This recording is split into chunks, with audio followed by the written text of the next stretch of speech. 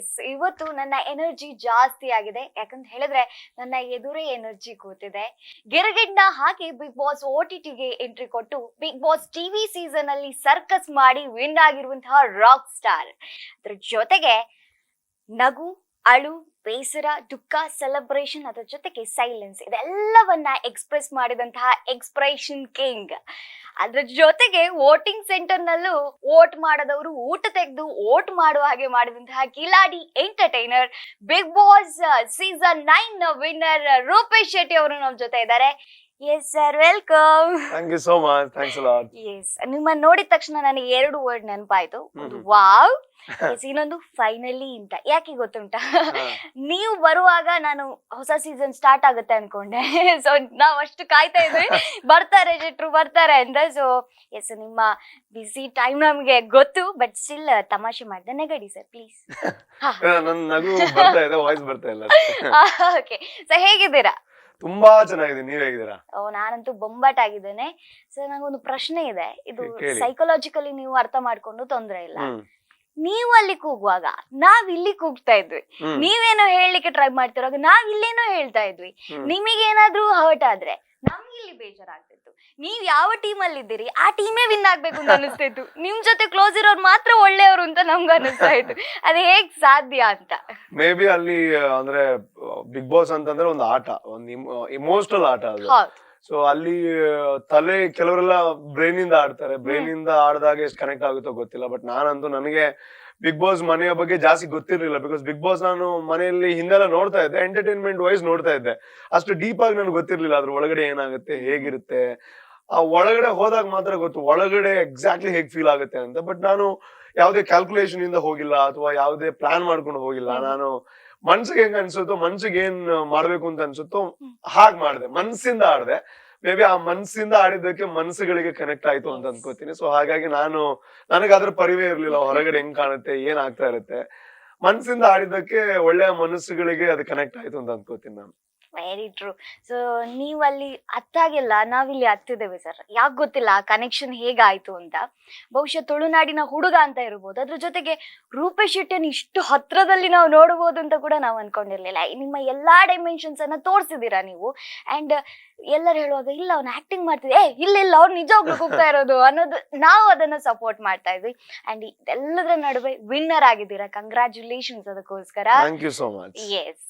So Rupesh ಅವ್ರ ಹತ್ರ ನಂಗೆ ಸುಮಾರು ಡೌಟ್ಸ್ ಇದೆ ಸರ್. ಬಟ್ ಒಂದು ಬೇಜಾರು ಅಂತ ಹೇಳಿದ್ರೆ ನನಗೆ ಆಪ್ಷನ್ನೇ ಇಲ್ಲ. ಎಲ್ಲಾ ಇಂಟರ್ವ್ಯೂಸ್ ಅಲ್ಲಿ ಎಲ್ಲಾ ಕ್ವಶನ್ಸ್ ಕೇಳಿದ್ದಾರೆ, ನಿಮ್ ಕೇಳಿ ಬೋರ್ ಆಗಿರುತ್ತೆ. ಸೊ ಅದಕ್ಕೂ ಯಾರಾದ್ರೂ ಉಳಿದಿಸಿದಂತ ಕ್ವಶನ್ಸ್ ಗಳನ್ನ ನಾನು ಕೇಳಲಿಕ್ಕೆ ಟ್ರೈ ಮಾಡ್ತೇನೆ. ಬೋರ್ ಅಂತ ಹೇಳೋದಕ್ಕಿಂತನೂ ಅದು ಕೇಳಿದ ಪ್ರಶ್ನೆ ಕೇಳಿದಾಗ ನನ್ ಬ್ರೈನ್ ಅಂದ್ರೆ ಸ್ವಲ್ಪ ಲಿಮಿಟೆಡ್ ಆಗುತ್ತೆ ಉತ್ತರ. ಅಲ್ಲಿ ಹೇಳಿದೀನಲ್ವಾ ಅಂತ ಬ್ರೈನ್ ಹೇಳುತ್ತೆ, ಸ್ವಲ್ಪ ಹೇಳು ಸಾಕು ಅಂತ.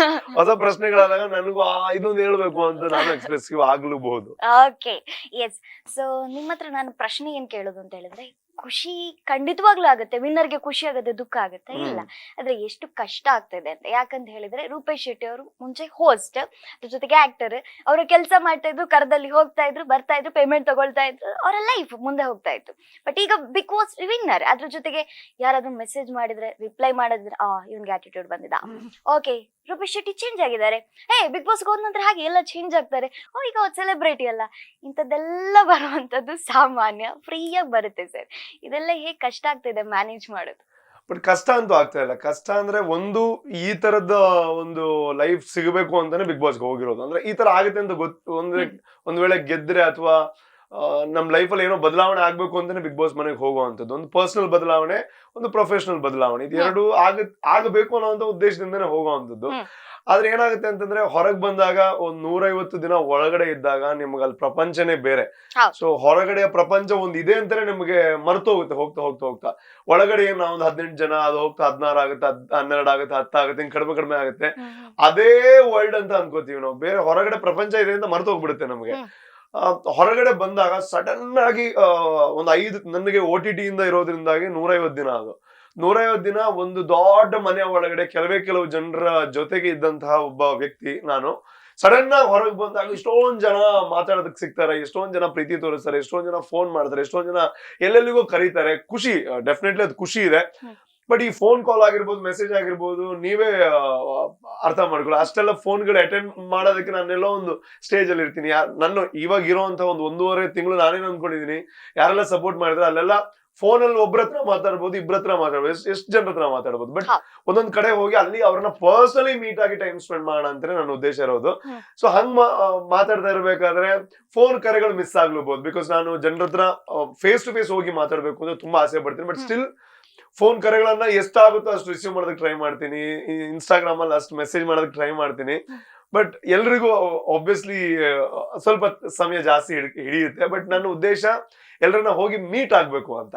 ಅದಕ್ಕೆ ನೋಡಿ ನಾನು ಅಲ್ಲಲ್ಲಿ ಹೋಗ್ತಾ ಇದ್ದೀನಿ. ಬಿಕಾಸ್ ಅವ್ರು ಓಟ ಗೆಲ್ಸಿರೋದಕ್ಕೆ ನಾನು ಗೆದ್ದಿರೋದು. ಇದು ಕಷ್ಟ ಆಗ್ತಾ ಇಲ್ಲ, ಖುಷಿ ಆಗ್ತಾ ಇದೆ. ಬಟ್ ಟೈಮ್ ಮ್ಯಾನೇಜ್ ಮಾಡೋದು ಸ್ವಲ್ಪ ಒಂದು ಚಾಲೆಂಜ್ ಆಗ್ತಾ ಇದೆ. ಬಟ್ ಅದು ಏನೇ ಆದ್ರೂ ಜನರ ಪ್ರೀತಿ ಗಳಿಸೋ ತುಂಬಾ ಖುಷಿನೇ. ಎಂಜಾಯ್ ಮಾಡ್ತಾ ಇದ್ದೀರಾ? ತುಂಬಾ ಎಂಜಾಯ್ ಮಾಡ್ತಾ ಇದ್ದೀನಿ. ಎಸ್. ಈಗ ಒಂದು ಕೋಣೆಯಲ್ಲಿ ಒಬ್ಬರನ್ನ ಕೂಡಿ ಹಾಕಿದ್ರೆ ಅವರು ಹೊರಗಡೆ ಬರುವಾಗ ಇದು ಜಗತ್ತು ಹೊಸ್ತು ಅಂತ ಅನ್ಸುತ್ತೆ. ಒಂದ್ ರೀತಿ ಭಯ ಕೂಡ ಆಗುತ್ತೆ, ಏನಿದೆ ಇದೆ ಅಲ್ಲ ಅನ್ನುವಂಥದ್ದು. ಬಿಗ್ ಬಾಸ್ ಮನೆಯಲ್ಲಿ ಒಂದ್ ರೀತಿ ನಿಮ್ಗೆ ಸೆಲೆಬ್ರೇಷನ್ ಆಗಿದ್ರು, ಬಂದಿ ಆಗಿದ್ರಿ ಕೂಡ, ಹೊರಗಡೆ ಜಗತ್ತು ನೀವು ಹೊರಗಡೆ ಬಂದಾಗ ಅದು ಹೇಗ್ ಕಾಣಿಸ್ತು, ಈ ಜಗತ್ತಲ್ಲಿ ಇದೆಲ್ಲ ಹೇಗಿದೆ ಅಂತ ಏನಾದ್ರು ಅನ್ನಿಸ್ತಾ? ಅದ್ರ ಜೊತೆಗೆ ಮಂಗಳೂರಿಗೆ ಫಸ್ಟ್ ಕಾಲಿಟ್ಟಾಗ ಮಂಗಳೂರು ಹೇಗ್ ಅನ್ನಿಸ್ತು ನಿಮ್ಗೆ? ಒಂದು ಇವಾಗ ಬಿಗ್ ಬಾಸ್ ಮನೆ ಒಳಗಡೆ ಇದ್ದಾಗ ನಮ್ಗೆ ಏನಾಗುತ್ತೆ ಅಂತಂದ್ರೆ ಫಸ್ಟ್ ಒಂದ್ 2 ವಾರ ನಮಗೆ ಹೊರಗಡೆ ಇದೆಲ್ಲ ನೆನಪಿರುತ್ತೆ, ಅಥವಾ ಅದ್ರ ಬಗ್ಗೆ ಆಲೋಚನೆಗಳು ಬರ್ತಾ ಇರುತ್ತೆ. ಕ್ಯಾಮ್ರಾ ಇದೆ, ಹೊರಗಡೆ ನಮ್ಮನ್ನ ನೋಡ್ತಾ ಇದಾರೆ, ಹೊರಗಡೆ ಏನಾಗುತ್ತೆ ಅದೆಲ್ಲ ತಲೆಗೆ ಬರ್ತಾ ಇರುತ್ತೆ. ಬಟ್ ಹೋಗ್ತಾ ಹೋಗ್ತಾ ಹೋಗ್ತಾ ಹೋಗ್ತಾ ನೀವು ಅಲ್ಲಿ ಜೀವಿಸೋದಕ್ ಶುರು ಮಾಡದಿದ್ರೆ ನಿಮ್ಗಲ್ಲಿ ಇರೋದಕ್ಕೆ ಸಾಧ್ಯನೇ ಇಲ್ಲ. ಹೊರಗಡೆ ಪ್ರಪಂಚ ನೀವು ಆಲೋಚನೆ ಮಾಡ್ತಾ ಇದ್ರೆ ಅಲ್ಲಿ ದಿನ ಕಳಿಯಕ್ಕಾಗಲ್ಲ ನಿಮ್ಗೆ. ಬಿಕಾಸ್ ಅಲ್ಲಿ ಟಾಸ್ಕ್ ಅದು ಇದು ಅಂತ 3 ಗಂಟೆ ಸ್ಪೆಂಡ್ ಮಾಡ್ಬೋದು. ಬಾಕಿ ಉಳಿದಿರೋ ಸಮಯ ನೀವೇ ಸ್ಪೆಂಡ್ ಮಾಡ್ಬೇಕು, ಹೆಂಗೋ ನೀವು ಕಾಲ ಕಳಿಬೇಕು. ಸೊ ಹಾಗಿರ್ಬೇಕಾದ್ರೆ ಹೊರಗಿನ ಪ್ರಪಂಚ ಸ್ವಲ್ಪ ಮರೆಯಾಗ್ತಾ ಹೋಗುತ್ತೆ. ನೆನಪುಗಳು ಇವಾಗ ಹೊರಗಡೆ ಬಂದಾಗ ನನ್ ಕೆಲವು ನೆನಪುಗಳು ಆಗ್ತಾ ಇಲ್ಲ. ಕೆಲವರು ಮೊನ್ನೆ ಒಬ್ರು ಸ್ಕ್ರಿಪ್ಟ್ ರೈಟರ್ ಸಿಕ್ಕಿದ್ರು, ಅವ್ರು ಹಿಂದೆ ಒಂದ್ಸಲ ಸಿಕ್ಕಿದ್ರು ನನಗೆ. ಬಟ್ ನಾನು ಅವ್ರ ಹತ್ರ ಫಸ್ಟ್ ಟೈಮ್ ಸಿಕ್ದಂಗ್ ಮಾತಾಡ್ತಿದ್ದೆ. ಅವ್ರು ಹೇಳಿದ್ ನಾನು ಸಿಕ್ಕಿದ್ದ ಅಂದ್ರೆ ಆತರ ಎಲ್ಲ ಕೆಲವು ಮೆಮೊರಿ ಲಾಸ್ ಗಳೆಲ್ಲ ಆಗುತ್ತೆ. ಬಿಕಾಸ್ 5 ತಿಂಗಳು ನಿಮ್ಗೆ ಹೊರಗಡೆ ಆಲೋಚನೆಗಳೇ ಇಲ್ಲ. ಬಿಗ್ ಬಾಸ್ ಆಟ, Bigg Boss task, Bigg Boss ಅಲ್ಲಿ ಇರುವಂತ ವಿಚಾರಗಳು ಇದೇ ಚರ್ಚೆಗಳಾಗ್ತಾ ಇರುತ್ತೆ. ಸೊ ಹಾಗಾಗಿ ಹೊರಗಿನ ಪ್ರಪಂಚ ಮರ್ತೋಗ್ಬಿಡುತ್ತೆ. ಹೊರಗೆ ಬಂದಾಗ ಏನಾಗುತ್ತೆ ಅಂತಂದ್ರೆ ಒಂದೇ ಒಮ್ಮೆಲೆ ಎಲ್ಲ ಬರೋದ್ರಿಂದಾಗಿ ಟ್ರಾಫಿಕ್ ಜಾಮ್ ಆಗುತ್ತೆ ನಿಮ್ಗೆ. ಅಂದ್ರೆ ಅವ್ರು ಮಾತಾಡ್ತಾರೆ, ಇವ್ರು ಮಾತಾಡ್ತಾರೆ, ಅಲ್ಲ ಅಷ್ಟೊಂದ್ ಜನ ಮಾತಾಡಕ್ ಸಿಗಲ್ಲ. ಹೊರಗಡೆ ಇಷ್ಟೊಂದ್ ಜನರನ್ನ ನೋಡೋದು, ಅಲ್ಲಿ ಒಬ್ಬ ಯಾರಾದ್ರೂ ಒಳಗಡೆ ಬಂದ್ರೆ, ಏನೋ ಒಂದು ಟಾಸ್ಕ್ ಮುಖೇನ ಬಂದ್ರೆ, ಅಥವಾ ನಮಗ್ ಇನ್ನೊಬ್ರು ನಮ್ಮನ್ನ ಬಿಟ್ಟು ಸಿಗೋದು ಅಂದ್ರೆ ಡಾಕ್ಟರ್ ಮಾತ್ರ. ಬಿಗ್ ಬಾಸ್ ಬೇರೆ ಯಾರನ್ನು ಕನೆಕ್ಟ್ ಆಗೋದಕ್ ಬಿಡಲ್ಲ. ನಮ್ಗೆ ಹುಷಾರಿಲ್ಲ ಅಂದ್ರೆ ಡಾಕ್ಟರ್ ಸಿಗ್ತಾರೆ. ಸೊ ಒಬ್ಬ ಡಾಕ್ಟರ್ನ ನೋಡಿದಾಗ್ಲೇ ನಮ್ಗೆ ಅಷ್ಟೊಂದು ಎಕ್ಸೈಟ್ಮೆಂಟ್ ಆಗುತ್ತೆ ಒಳಗಡೆ, ಇನ್ನೊಬ್ರನ್ನ ನಾವು ನೋಡಿದ್ವಿ ಅಂತ. ಹಂಗಿರ್ಬೇಕಾದ್ರೆ ಹೊರಗಡೆ ಇಷ್ಟೊಂದ್ ಜನ ನಮಗೆ 5 ತಿಂಗಳಾದ್ಮೇಲೆ ಸಿಗ್ಬೇಕಾದ್ರೆ ಅದೊಂದ್ ರೀತಿನಲ್ಲಿ ನಮ್ಗೆ ಸ್ಟಕ್ ಆಗ್ಬಿಡುತ್ತೆ ತಲೆ. ಅಂದ್ರೆ ಎಲ್ಲಿ ಹೋಗೋದು, ಏನ್ ಮಾತಾಡೋದು, ಏನ್ ಮಾಡೋದು. ಎಂಜಾಯ್ಮೆಂಟ್ ಇದೆ, ಬಟ್ ತಲೆ ಅಂದ್ರೆ ಒಂದ್ ಸ್ವಲ್ಪ ಏನ್ ಮಾಡ್ಬೇಕು ಅಂತ ಗೊಂದಲ ಆಗುತ್ತೆ ಸಡನ್ ಆಗಿ ಹೊರಗೆ ಬಂದಾಗ. ಎಸ್. ಸೊ ನಾವು ಬಿಗ್ ಬಾಸ್ ಅನ್ನ ರೆಗ್ಯುಲರ್ ಆಗಿ ನೋಡ್ತಾ ಇದ್ದವರು ಸೀಸನ್ 1 ಇಂದ ಕೂಡ ನೋಡ್ತಾ ಬಂದಿದ್ದೇವೆ. ಬಟ್ ನಾವು ಬಿಗ್ ಬಾಸ್ ಅನ್ನ ಎಂಜಾಯ್ ಮಾಡುವಾಗ ನಮ್ಗೆ ಎಲ್ರಿಗೂ ಹೇಳಿದ್ದಿದೆ, ಸ್ಕ್ರಿಪ್ಟೆಡ್ ಇದು ಕೂಗ್ಬೇಕು ಅಂತ ಹೇಳಿರ್ತಾರ ಅಥವಾ ಲವ್ ಮಾಡ್ಬೇಕು ಅಂತ ಹೇಳಿರ್ತಾರ ಅಂತ. ಇದನ್ನೇ ಹೇಳಿರೋದು ನಮ್ಮವರೇ ಹೋಗಿದ್ದಾರೆ. ಈಗ ನಿಮ್ಮ ಹತ್ರನೇ ಡೈರೆಕ್ಟ್ ಆಗಿ ಕೇಳ್ತಿದ್ದೇನೆ, ಸ್ಕ್ರಿಪ್ಟೆಡ್ ಆಯ್ತು? ಖಂಡಿತವಾಗ್ಲೂ ಹೊರಗಿಂದ ನೋಡ್ಬೇಕಾದ್ರೆ ಹಂಗೆ ಅನ್ಸುತ್ತೆ ನಿಮ್ಗೆ. ಅಂದ್ರೆ ನಾನು ಹಂಗ ಅನ್ಕೊಂಡಿದ್ದೆ, ಅಲ್ಲೆಲ್ಲ ಏನೋ ಬಿಗ್ ಬಾಸ್ ಬಂದ್ ಹೇಳ್ತಾರೆ ಹಿಂಗ್ ಮಾಡಿ ಅಂತ, ಹಂಗ್ ಮಾಡ್ತಾರೆ. ಏನೋ ಒಳಗಡೆಯಿಂದ ನಾನ್ ಹಂಗೆ ಅನ್ಕೊಂಡಿದ್ದು ಹೋಗ್ಬೇಕಾದ್ರೆ ಒಳಗಡೆ ಎಲ್ಲ ಚೆನ್ನಾಗ್ ಊಟ ಕೊಡ್ತಾರೆ, ಏನೋ ರೂಮ್ ಅಲ್ಲಿ ಕರೆದು ಚೆನ್ನಾಗ್ ಊಟ ಕೊಡ್ತಾರೆ. ಆಮೇಲೆ ಬಿಗ್ ಬಾಸ್ ಮನೆ ಒಳಗಡೆ ಕ್ಯಾಮ್ರಾ ಮುಂದೆಲ್ಲ ನಾವು ಅಡಿಗೆ ಮಾಡೋ ನಾಟಕ ಎಲ್ಲ ಮಾಡೋದು ಅಂತ. ಬಟ್ ಹೋದ್ಮೇಲೆ ನನಗೆ ಒಂದೊಂದೇ ಗೊತ್ತಾಯ್ತು. ಮೊಬೈಲ್ ಸಿಗಲ್ಲ ಅಂದ್ರೆ ನನ್ ಕ್ಲಾರಿಟಿ ಇತ್ತು, ಹೋಗ್ಬೇಕಾದ್ರೆ ಅದು ಕ್ಲಿಯರ್ ಮಾಡಿದ್ರು ಮೊಬೈಲ್ ಎಲ್ಲ ಸಿಗಲ್ಲ ಅಲ್ಲಿ ಅಂತ. ಊಟದೆಲ್ಲ ನಾನು ಅದು ಪ್ರಶ್ನೆ ಕೇಳಿರ್ಲಿಲ್ಲ. ಬಟ್ ಹೋದ್ಮೇಲೆ ಗೊತ್ತಾಯ್ತು, ಇಲ್ಲಿ KG ಲೆಕ್ಕದಲ್ಲಿ ಊಟ ಅಂದ್ರೆ ಅಕ್ಕಿ ಕೊಡ್ತಾರೆ, ಒಂದ್ ವಾರಕ್ಕೆ ಇಷ್ಟೇ ಕೊಡ್ತಾರೆ. ಅದನ್ನ ಹೆಂಗ್ ಬ್ಯಾಲೆನ್ಸ್ ಮಾಡ್ತಿರೋ ನಿಮ್ಗೆ ಬಿಟ್ಟಿರೋದು. ಕೆಲವೊಂದ್ಸಲ ನಮಗೆ ಈ ತರಕಾರಿಗಳು ಖಾಲಿ ಆಗಿರುತ್ತೆ, ಅಕ್ಕಿನೂ ಖಾಲಿ ಆದಂತ ದಿನಗಳಿದೆ. ಓನ್ಲಿ 2 ದಿನ ಗೋಧಿಲ್ ನಾವು ಮ್ಯಾನೇಜ್ ಮಾಡಿದ್ದಿದೆ. ಸೊ ಅಲ್ಲಿ ಒಂದು ಚೂರು ಸ್ಕ್ರಿಪ್ಟೆಡ್ ಅನ್ನೋ ಅಂತ ವಿಚಾರನೇ ಇಲ್ಲ. ಸ್ಕ್ರಿಪ್ಟೆಡ್ ಅಂದ್ರೆ ಇವಾಗ ಬಿಗ್ ಬಾಸ್ ಒಂದ್ ಟಾಸ್ಕ್ ಕೊಡ್ತಾರೆ, ಮೇ ಬಿ ಏನೋ ಒಂದಿರುತ್ತೆ, ಇದನ್ನ ನೀವು ರಕ್ಷಿಸ್ಕೊಳ್ಳಿ ಅಂತ ಹೇಳ್ತಾರೆ. ಬಟ್ ಹೇಗೆ ರಕ್ಷಿಸ್ಕೊಳ್ತೀರಾ ಅದು ನಿಮಗ್ ಬಿಟ್ಟಿದ್ದು. ಸೊ ನೀವು ನಿಮ್ ತಲೆಗೆ ಹೆಂಗ್ ಓಡುತ್ತೆ, ನೀವು ಅದನ್ನ ಕಿತ್ಕೊಂಡು ರಕ್ಷಿಸ್ಬಹುದು, ಇನ್ನೊಬ್ರ ಹತ್ರ ಜಗಳಾಡಿನೂ ರಕ್ಷಿಸ್ಕೋಬಹುದು, ಇಲ್ಲ ಬೇರೆ ಯಾವ ರೀತಿನಲ್ಲೂ ರಕ್ಷಿಸ್ಕೋಬಹುದು. ನಿಮ್ಮ ಕ್ಯಾರೆಕ್ಟರ್ ಬಿಟ್ಟಿರೋದು. ಸೊ ಬಿಗ್ ಬಾಸ್ ಏನು ಹೇಳಲ್ಲ. ಸೊ ನೀವ್ ಏನ್ ಟಿವಿಲ್ ನೋಡಿದ್ರ ಅಷ್ಟೇ ಒಳಗಡೆನೂ ಆಗೋದು. ಓಕೆ. ಸೊ ನಂಬ್ತೀವಿ ಸರ್. ಅಲ್ಲ ನಂಬಲೇಬೇಕು. ಇಲ್ಲ ಅಂತಂದ್ರೆ ನೀವು ನೆಕ್ಸ್ಟ್ ಯಾವಾಗಾದ್ರೂ ಬಿಗ್ ಬಾಸ್ ಹೋದಾಗ ನಿಮ್ಗೆ ಅದು ಅರ್ಥ ಆಗುತ್ತೆ. ಹೌದು, ನಾವ್ ಹೋಗ್ಬೇಕು. ಹೋಗ್ತೀರಾ ಬಿಡಿ. All the best. Thank you.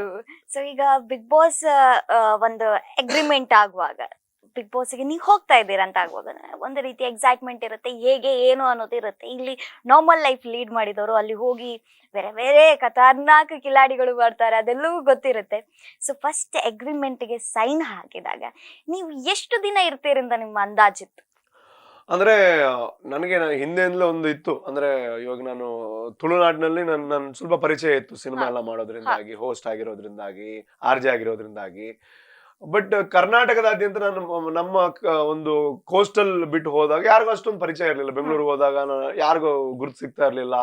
ಈ ಒಂದು ನಾನು 4-5 ಕನ್ನಡ ಸಿನಿಮಾ ಮಾಡಿದ್ರು ಯಾರಿಗೂ ಪರಿಚಯ ಇರ್ತಾ ಇರ್ಲಿಲ್ಲ. ಅದ ಅನ್ನಿಸ್ತಾ ಇತ್ತು ನಾನು ಅಂದ್ರೆ ಬಿಗ್ ಬಾಸ್ ಹೋದ್ರೆ ಇನ್ನೂ ಜನರಿಗೆ ರೀಚ್ ಆಗ್ತೀನಿ ಅಂತ ಗೊತ್ತಿತ್ತು, ಅವ್ರ ಮನ್ಸಿಗೆ ಹತ್ರ ಆಗ್ತೀನಿ ಅಂತ ಗೊತ್ತಿತ್ತು. ಅದ್ ನನ್ನ ಆಸೆ ಆಗಿತ್ತು ಹೋಗ್ಬೇಕು ಅಂತ. ಬಟ್ ನನಗೆ ಒಳಗಡೆ ಹೇಗೆ ಅಂತ ಐಡಿಯಾ ಇರ್ಲಿಲ್ಲ. ಸೊ ಅಗ್ರಿಮೆಂಟ್ ಸೈನ್ ಮಾಡ್ಬೇಕಾದ್ರೆ ಐ ವಾಸ್ ಲೈಕ್ ಇಲ್ಲ ಏನೋ ಒಂದ್ ಮಾಡೋಣ, ಮಜಾ ಮಾಡೋಣ ಒಳಗಡೆ ಹೋಗಿ ಅಂತ. ಬಟ್ ಅದೆಲ್ಲ ಅಷ್ಟು ಸೀರಿಯಸ್ ಆಗಿ ಅರ್ಥ ಆಗಲ್ಲ, ಅಲ್ಲಿ ಒಳಗಡೆ ಎಷ್ಟು ಪ್ರೆಷರ್ ಇದೆ, ಎಷ್ಟು ಚಾಲೆಂಜ್ ಇದೆ ಅಂತ. ಬಟ್ ನನಗೆ ಬಂದಿದ್ದು ಒಂದು 10 ದಿನ ಹಿಂದೆ ಕಾಲ್ ಬಂದಿದ್ದು. ಬಟ್ ನಾನು ಕನ್ಫ್ಯೂಷನ್ ಅಲ್ಲಿ ಇದ್ದೆ, ಹೋಗ್ಬೇಕಾ ಬೇಡವಾ, ಬಿಕಾಸ್ ಅದು OTT ಅಂತ ಲೇಟರ್ ಆನ್ ಗೊತ್ತಾಯ್ತು. ಸೊ ಆವಾಗ ಕನ್ಫ್ಯೂಷನ್ ಶುರು ಆಯ್ತು. ಬಟ್ ಆ ಕನ್ಫ್ಯೂಷನ್ ಅಲ್ಲೇ ಏನು ಪ್ಲಾನ್ ಮಾಡಿದೆ, ಅದು ಒಳ್ಳೇದಾಯ್ತು ಆಕ್ಚುಲಿ ಆ ಕನ್ಫ್ಯೂಷನ್. ಯಾಕೆ ಅಂತಂದ್ರೆ ಆ ಕನ್ಫ್ಯೂಷನ್ ಅಲ್ಲೇ ಡೇಟ್ ನನ್ನ ದಿನಗಳು ಮುಂದೆ ಹೋಗ್ತಾ ಇತ್ತು. ನಾನೊಂದು ತೆಲುಗು ಸಿನಿಮಾ ಶೂಟಿಂಗ್ ಅಲ್ಲಿ ಇದ್ದೆ, ಅವಾಗ ಹೈದರಾಬಾದ್ ಅಲ್ಲಿ ಇದ್ದೆ. ಸೊ ಮುಂದೆ ಹೋಗಿ ಹೋಗಿ ಹೋಗಿ ಲಾಸ್ಟ್ ಒಂದು 4 ದಿನ ಇರ್ಬೇಕಾದ್ರೆ ಪಕ್ಕಾ ಕನ್ಫರ್ಮ್ ಆಯ್ತು, ಇಲ್ಲ ನಾನು ಹೋಗ್ತೀನಿ ಅಂತ ನನ್ನ ಸೈಡ್ ಇಂದನೂ ಕನ್ಫರ್ಮ್ ಆಯ್ತು, ನಾನು ಫಿಕ್ಸ್ ಆದ ಹೋಗ್ತೀನಿ ಅಂತ. ಸೊ ಆ 3 ದಿನ ಏನೋ ಇತ್ತು. ಆವಾಗ ನಾನು ಮತ್ತೆ ಬಿಗ್ ಬಾಸ್ ಎಲ್ಲ ನೋಡಿ ಹಿಂಗೆ ಶೋ ಅಂತೆಲ್ಲ ಆಲೋಚನೆ ಮಾಡೋದಕ್ಕೆ ಟೈಮ್ ಇರ್ಲಿಲ್ಲ.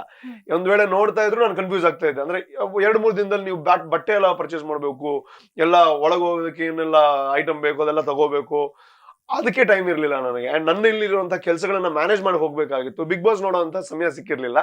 ಸೊ ಅದು ನನ್ಗೆ ಪ್ಲಸ್ ಆಯ್ತು, ಬಿಕಾಸ್ ನನಗೆ ಆಟನೇ ಗೊತ್ತಿರ್ಲಿಲ್ಲ.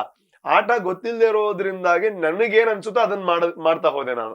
ಒಂದ್ ವೇಳೆ ನೀವು ಪ್ಲಾನ್ ಮಾಡ್ಕೊಂಡು ಹೋಗಿರ್ತಾ ಇದ್ರೆ ಮೇ ಬಿ ನನ್ನ ಪ್ಲಾನ್ ವರ್ಕೌಟ್ ಆಗದೆ ನಾನು ಸೋಲ್ತಾನೋ ಇರ್ಬೋದಾಗಿತ್ತು. ಇವಾಗ ಪ್ಲಾನೇ ಇರ್ಲಿಲ್ಲ ನನಗೆ, ನನ್ನ ಮನ್ಸು ಏನ್ ಹೇಳ್ತಾ ಇತ್ತು ಅದನ್ನ ಆಡ್ತಾ ಇದ್ದೆ.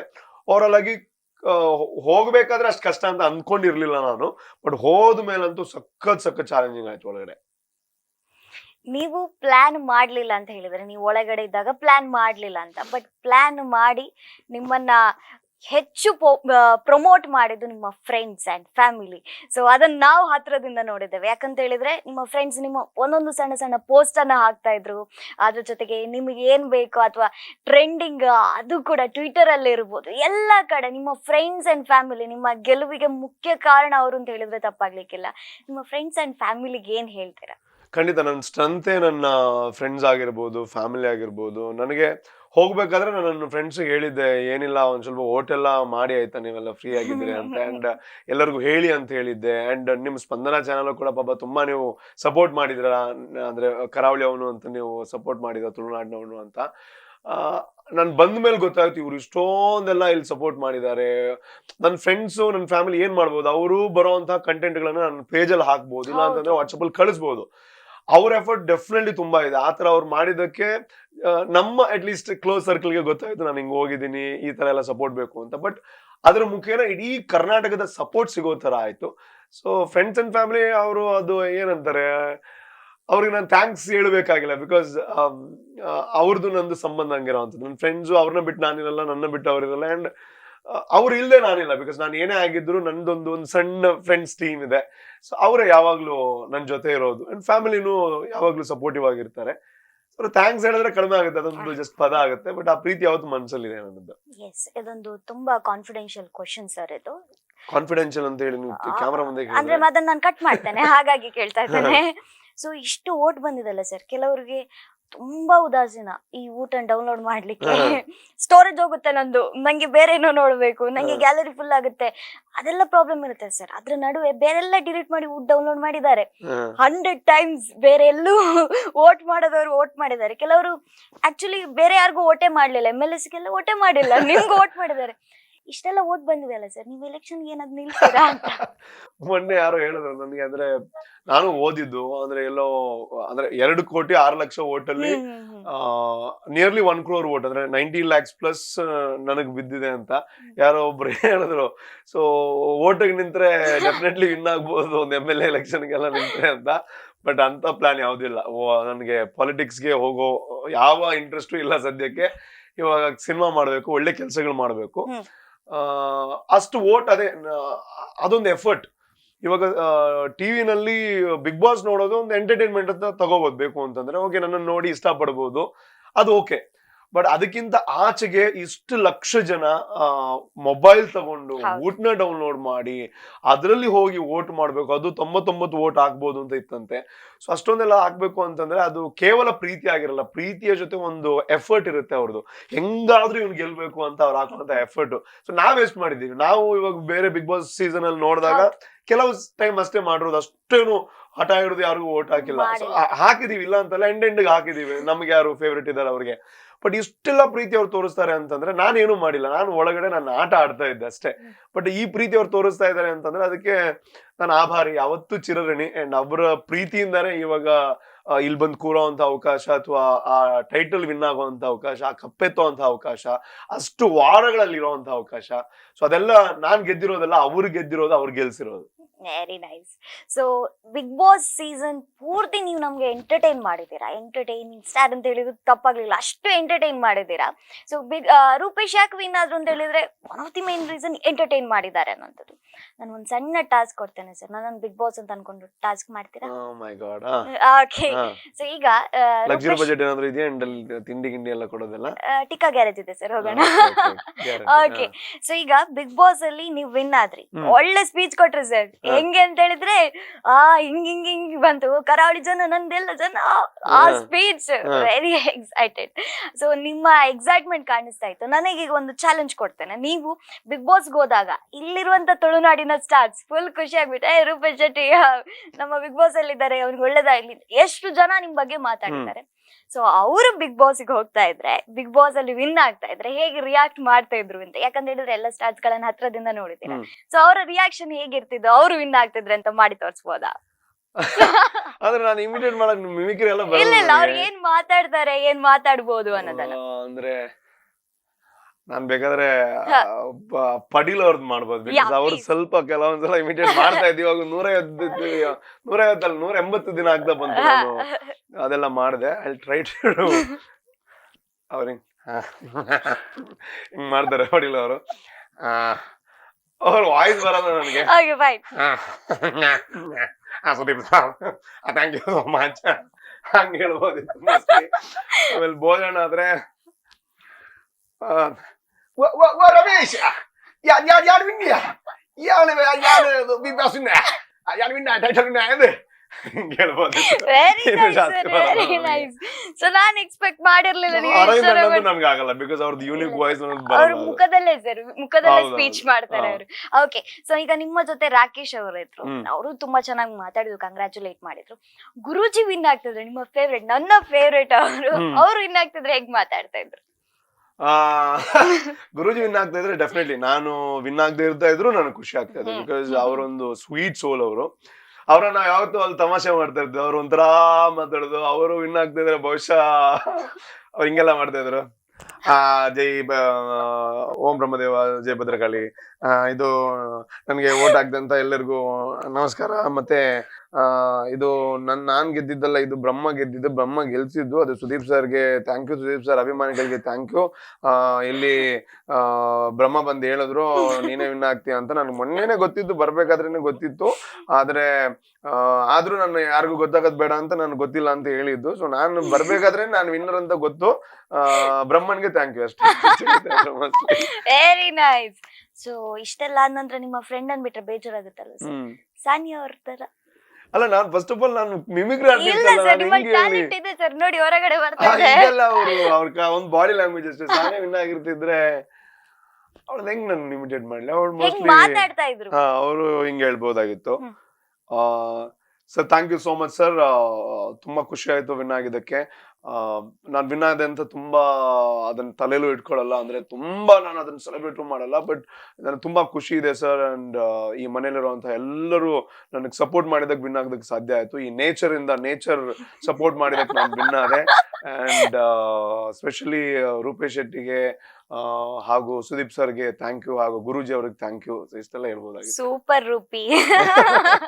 Thank you. ಎಸ್. ಸೊ ಒಂದು ಆ, ಎಷ್ಟು ಖುಷಿಯಾಗಿದೀವೋ ಇಲ್ಲಿ ನಿಮ್ಮ ಬಗ್ಗೆ ಏನ್ ಡಿಸ್ಕಷನ್ ಸರ್, ಎಲ್ಲರೂ ನಿಮ್ಮ ಬಗ್ಗೆ ಮಾತಾಡ್ತಾ ಇದ್ದದ್ದು. ನಿಮ್ಮ ಬಗ್ಗೆ ಯಾರಾದ್ರೂ ಏನಾದ್ರು ಅಂದ್ರೆ ವ್ಲಾಗರ್ಸ್ ಎಲ್ಲ ಎದ್ಕೊಳ್ತಾ ಇದ್ರಿ, ಇಲ್ಲ ರೂಪೇಶ್ ಶೆಟ್ಟಿ ಹೀಗೆ ಅಂತ. ಸೊ ನಿಮಗೆ ಗೊತ್ತಿಲ್ಲದೆ ಇಲ್ಲೊಂದು ಸಾಕಷ್ಟು ವಿಚಾರಗಳಾಗಿದೆ. ನಿಮಗೆ ಇಷ್ಟು ದಿನಗಳಲ್ಲಿ ಎಷ್ಟು ಗೊತ್ತಿದೆ ಅನ್ನೋದು ನಂಗೆ ಗೊತ್ತಿಲ್ಲ. ಆದ್ರೆ ನಮ್ಮ ಹೆಮ್ಮೆಯ ತುಳುವ ರೂಪೇಶ್ ಶೆಟ್ಟಿ ಅಂತ ಆದದ್ದು ಅಲ್ಲಿ ಹೋದ ನಂತರ ಗಡಿನಾಡ ಕನ್ನಡಿಗ ಅನ್ನೋ ವಿಷಯದಲ್ಲಿ ತುಂಬಾ ಟ್ರೋಲ್ ಆದ್ರಿ. ಥ್ರೆಟ್ ಕೂಡ ಬಂತು, ಫ್ಯಾಮಿಲಿ ಅದನ್ನ ಫೇಸ್ ಮಾಡಿತ್ತು ಕೂಡ. ಅದ್ರ ವಿಚಾರ ನಿಮ್ಗೆ ಗೊತ್ತಾದಾಗ ನಿಮ್ಮ ರಿಯಾಕ್ಷನ್ ಹೇಗಿತ್ತು? ಇಷ್ಟೆಲ್ಲ ಆಗಿರ್ಬೋದು ಅಂತ ಅನ್ಕೊಂಡಿದ್ರೆ?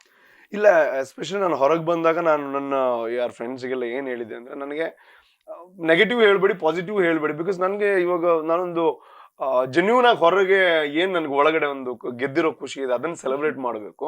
ನೀವ್ ಏನು ಹೇಳ್ಬೇಡಿ, ಹೇಳಿದ್ರೆ ಏನಾಗುತ್ತೆ ಮತ್ತೆ ಅದೆಲ್ಲ ತಲೆಯಲ್ಲಿ ಇಟ್ಕೊಂಡು ಏನೇನೇನೋ ಮಾತಾಡೋದು ಬೇಡ, ಆ ಖುಷಿನ ಹಂಚೋಣ ಅಂತ.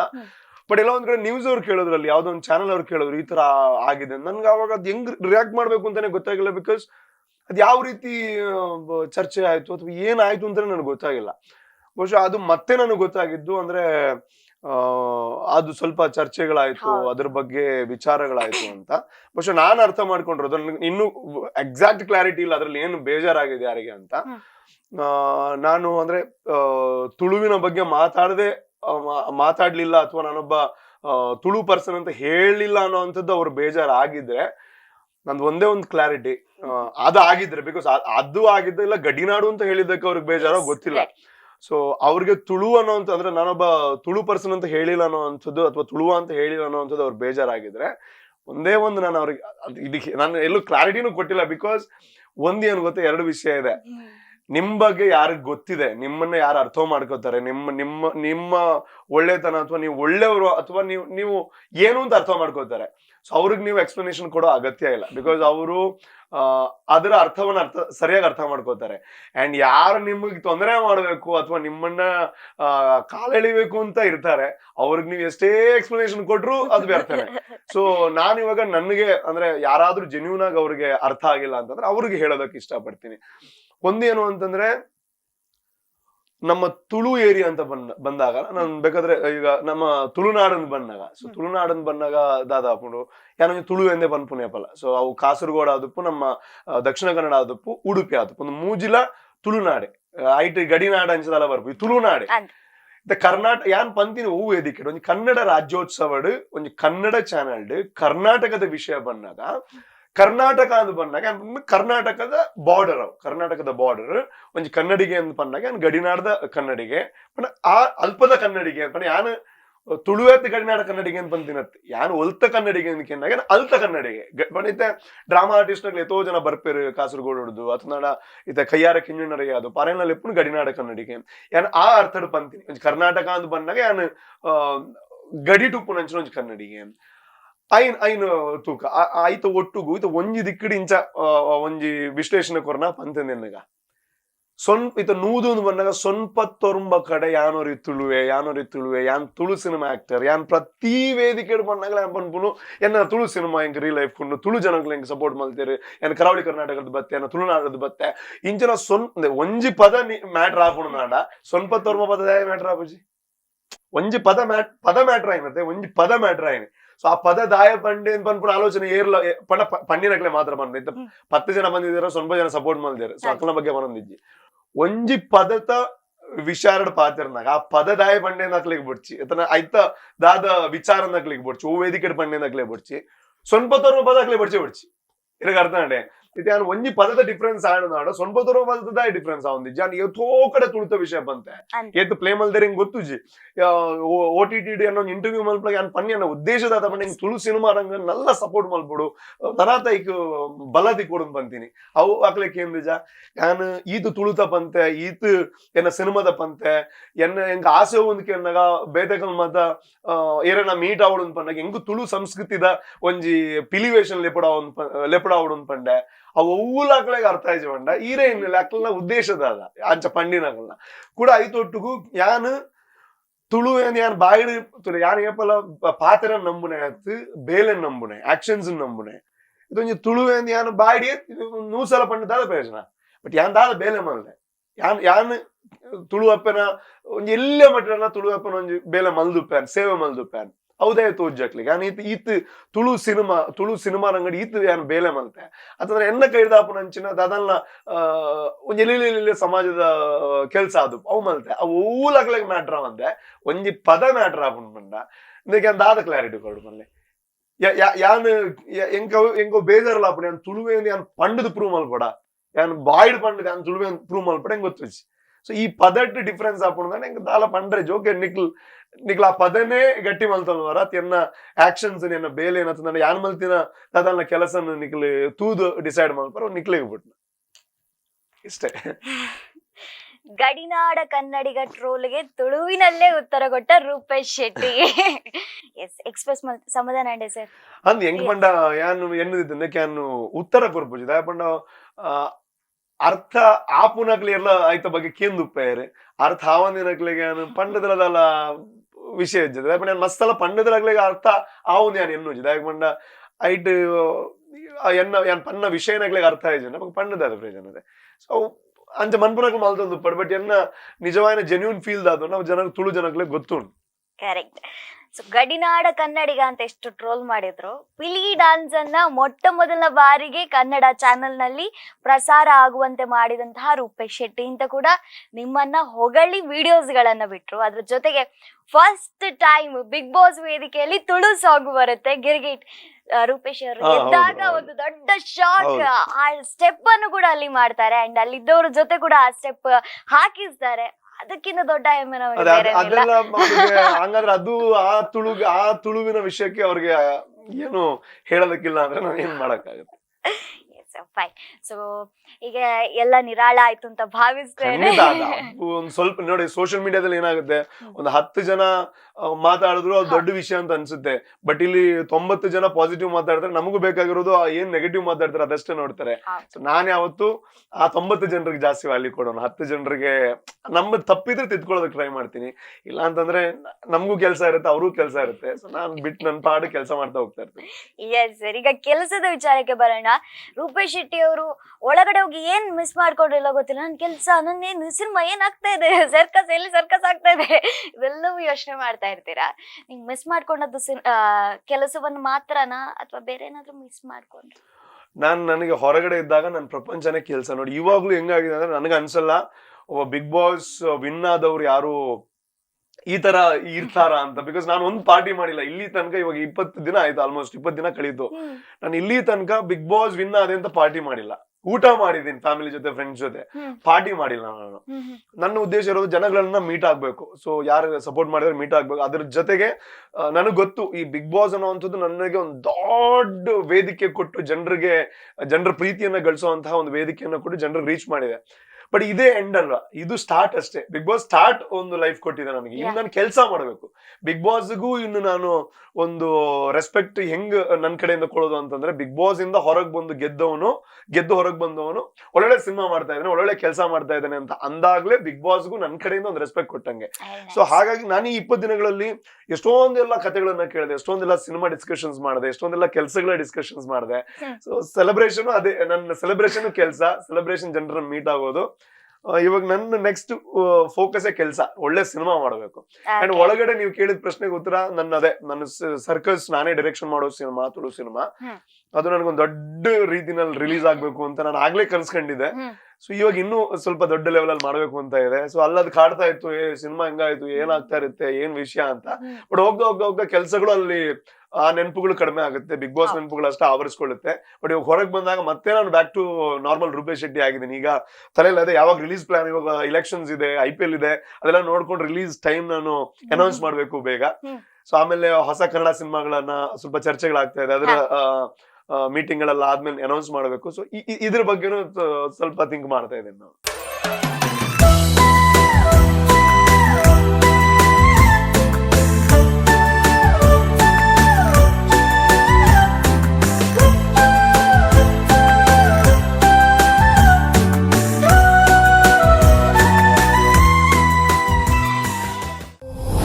ಮನೆ ಕಟ್ಟುವ ಕನಸು ನಿಮ್ಮದಾಗಿದ್ದರೆ, ನಿಮ್ಮ ಕನಸಿನ ಮನೆ ಕಟ್ಟಲು ವಿವಿಧ ಹೊಸ ವಿನ್ಯಾಸ ಹೊಂದಿರುವ ಉತ್ತಮ ಗುಣಮಟ್ಟ ಮತ್ತು ದೀರ್ಘ ಬಾಳಿಕೆಯ sanitary ware, vitrified tiles, bathroom fittings, bath cabinet, wall tiles ಹಾಗೂ ಕಚೇರಿ ಕಟ್ಟಡ ಕಟ್ಟಲು ಬೇಕಾದ ಅಗತ್ಯ ವಸ್ತುಗಳಿಗಾಗಿ ಸಂಪರ್ಕಿಸಿ Mahalakshmi ceramic centre, Mahalakshmi complex, Kasaba Bazar, Bandar, Mangaluru.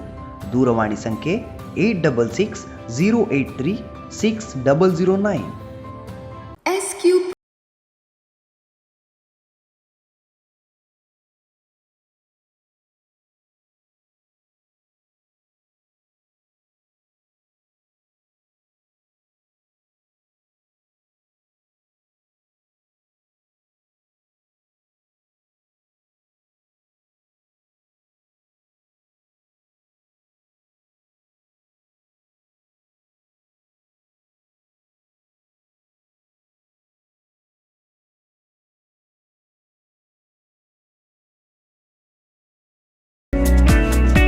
Big sale at Epoxy Resin Art Furniture. Exciting discounts up to 25% on all your purchases. Resin Art Furniture provides you exciting offers on epoxy and wall work, dining table, kitchen countertop, coffee table, wallets and keychain, fruit bowls, wall clock and customized work. Epoxy Resin Art Furniture, SO Enterprises. For more details, please contact us to 9108924173.